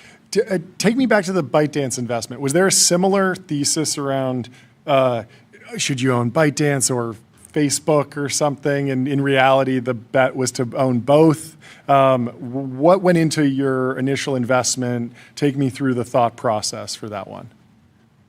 I wish I was that thoughtful back then and could claim some kind of genius. Yeah. But I was just very lucky to meet the entrepreneur Yiming on a trip, and he's just one of those people you meet that jumps off the page, and I'm sure you guys have had this experience. And I was going to give him money even if he was building a hot dog stand. Sure. What was it that stuck out? It's just the conversation, the level of detail, the technical side, the EQ, IQ. Like, how were you evaluating him at that time? Well, it was a weird conversation because I don't really speak good Chinese. I can kind of stumble through ordering dim sum. I don't speak good Chinese either. and he didn't really speak good English, so it was through a translator. Okay. Yeah. But he's one of those entrepreneurs that like seems very thoughtful, academic, highly technical, but then in the revealed nature of his actions is just like extremely hyper aggressive. And I think a lot of some Silicon Valley entrepreneurs look like that too, in a great way. Yeah.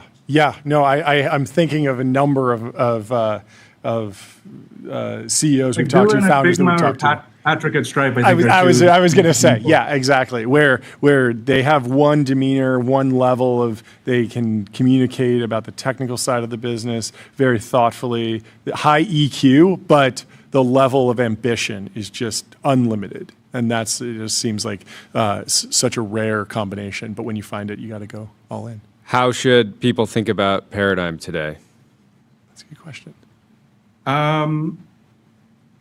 So, we've spent a lot of time in the crypto space, and increasingly as crypto goes mainstream, we're finding that distinction to be a little less meaningful. And there's a lot of interesting things happening in the world. So, it was entirely right to be entirely focused on crypto in 2018. And then as the technology diffuses, you realize like, hey, there's a lot of other businesses, and then you also have to follow your own personal interests. And I feel like if you're logging off and then thinking about biotech or AI at a certain point, like I think the best investors like follow their obsession. So yeah, and don't get me wrong, I think crypto is still one of the most interesting frontiers. It's finally winning. It's getting mainstream. It's getting integrated everywhere. But AI and many other areas are also super interesting. And I think a paradigm today is a lot of the team we've assembled. I mean, you just spoke to our CTO, and he found out like what a balance sheet was somewhat recently, and like is not a typical GP or investor at a fund, but everyone at the fund knows how to code and is in kind of some kind of CLI tool all day, and the team really embodies this hacker ethos that lives at the frontier, and we want to be spending time anywhere that is interesting at the frontier. Is this the best time in history to be that hacker archetype? I think so. It's like the joke that there's $1 billion stuck in your laptop. You just need to press the right keys to extract it out. And I think that's never been more true with the leverage of intelligence kind of on tap. Yeah, no, I completely agree. What a time to be alive. Well, thank you so much for taking the time to come chat with us. Yeah, great to finally have you on. Have a great rest of your day. Yeah, excited to watch the rollout. Yeah, we'll talk to you soon. Goodbye. Cheers. See you guys. Let me tell you about Gemini 3.1 Pro. With a more capable baseline, it's great for super complex tasks like visualizing difficult concepts, synthesizing data into a single view, or bringing creative projects to life. And let me also tell you about CrowdStrike. Your business is AI, their business is securing it. CrowdStrike secures AI and stops breaches. Jordy, what else is in the timeline? Trevor Milton is out raising money for a new company. Trevor Milton, of course, was convicted and then pardoned for defrauding investors in his truck company, Nikola. Now he's raising funds for a new jet that he claims will transform flying. And there's a quote in the journal here that we can pull out. He said from the journal, now Milton has joined an exclusive group of post-pardon business people seemingly anointed by Trump's favor. I hope they've got a group chat for the post-pardon mafia. Trevor says, I walk into meetings now and I'll get high fives from the most wealthy people in the world, he said. They're like, welcome to the club. You can withstand the fire. We can trust you now. Wow, that is a wild quote. Milton has wasted little time embarking on a second act. He's now CEO of Cyberjet. And with an S. He's unveiling plans for a new small jet that he says will have the highest speed and range and largest lavatory in the light jet category. Lavatory. Okay. Yeah, it's important. It's important. Yeah, I guess we want to be able to take a full shower. Investor documents reviewed by the journal said the goal is for the plane to be the first light jet to focus on AI flight. To get to market, Cyberjet plans to create an entirely new avionics system, likening the effort to Tesla's approach, designing its infotainment and vehicle control system. The company also needs to secure more funding and suppliers and overcome regulatory hurdles. Yeah, it's interesting. I mean, the concept of the jet is cool. This was an existing business that he acquired with an investor group, and then they're raising more money after that.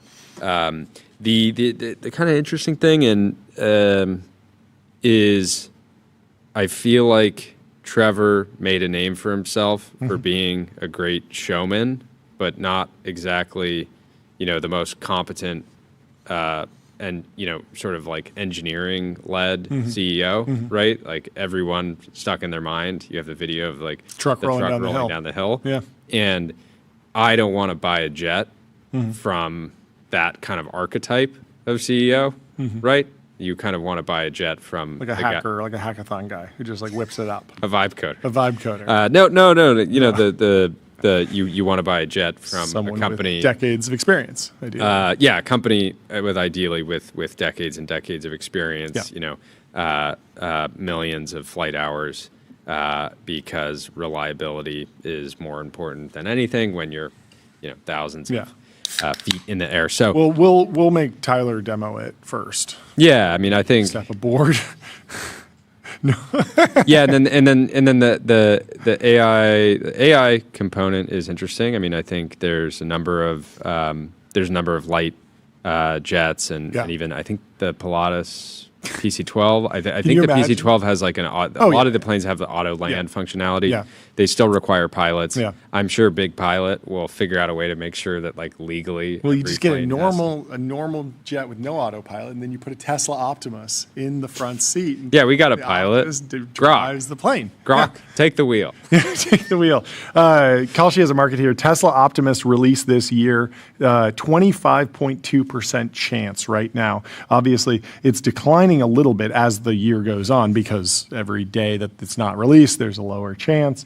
It was up at, where was it? It was up at like above 50% last April, but it's since declined.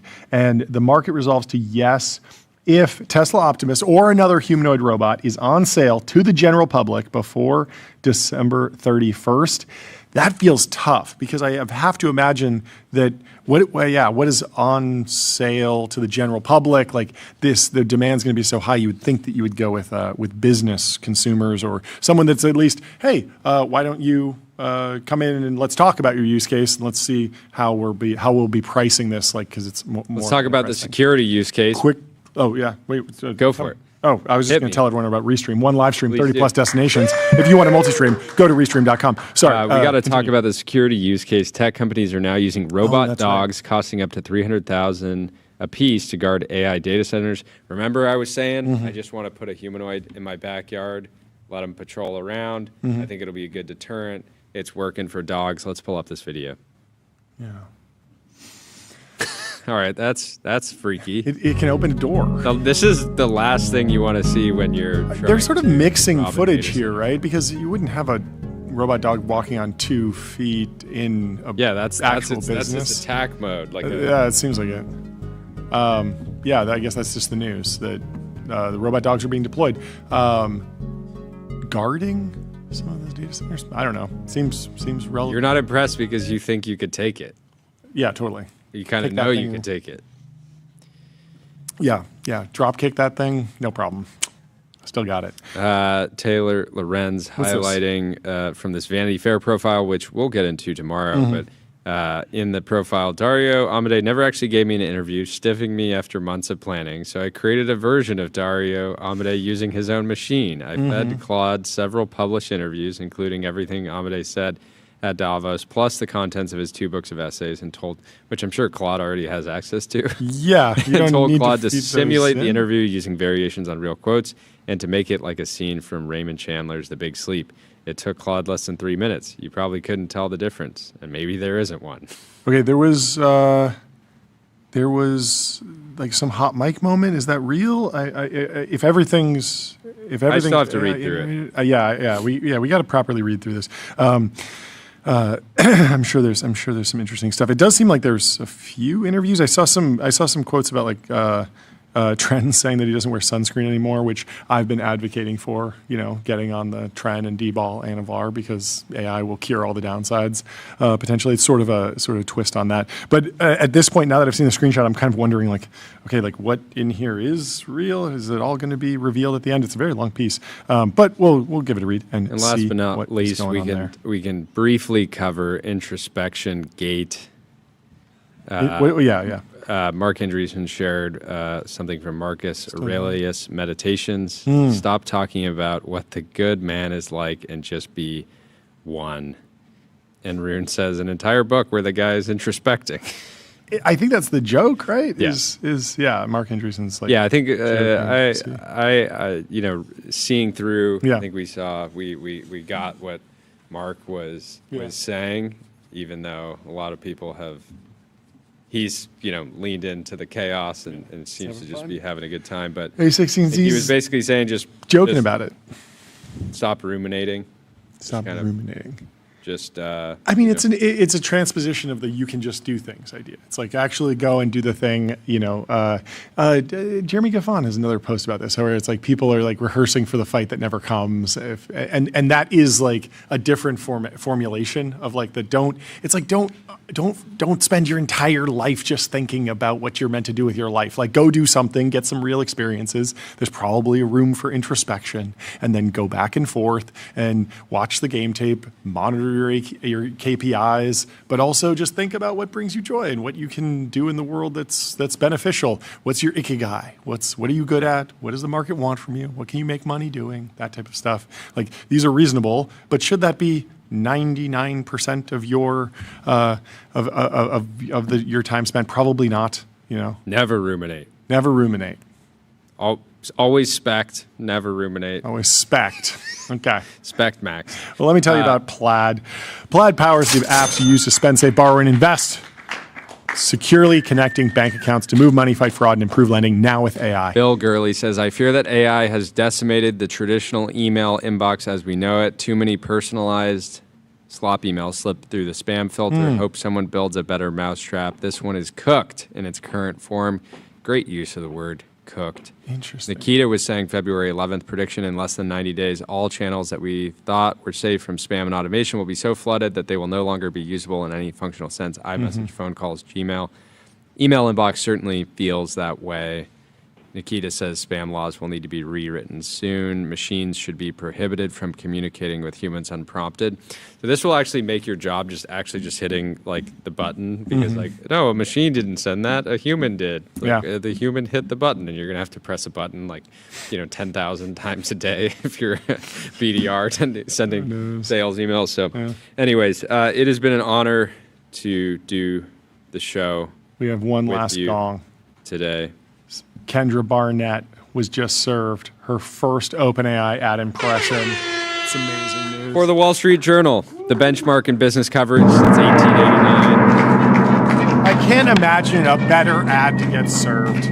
We love the Wall Street Journal here, and we love ads. So congratulations to Kendra for being served that first OpenAI ad impression. We hope you all have the best afternoon, evening of your entire life. And we look forward to being back with you tomorrow. We'll see you tomorrow. Goodbye. Flashbang.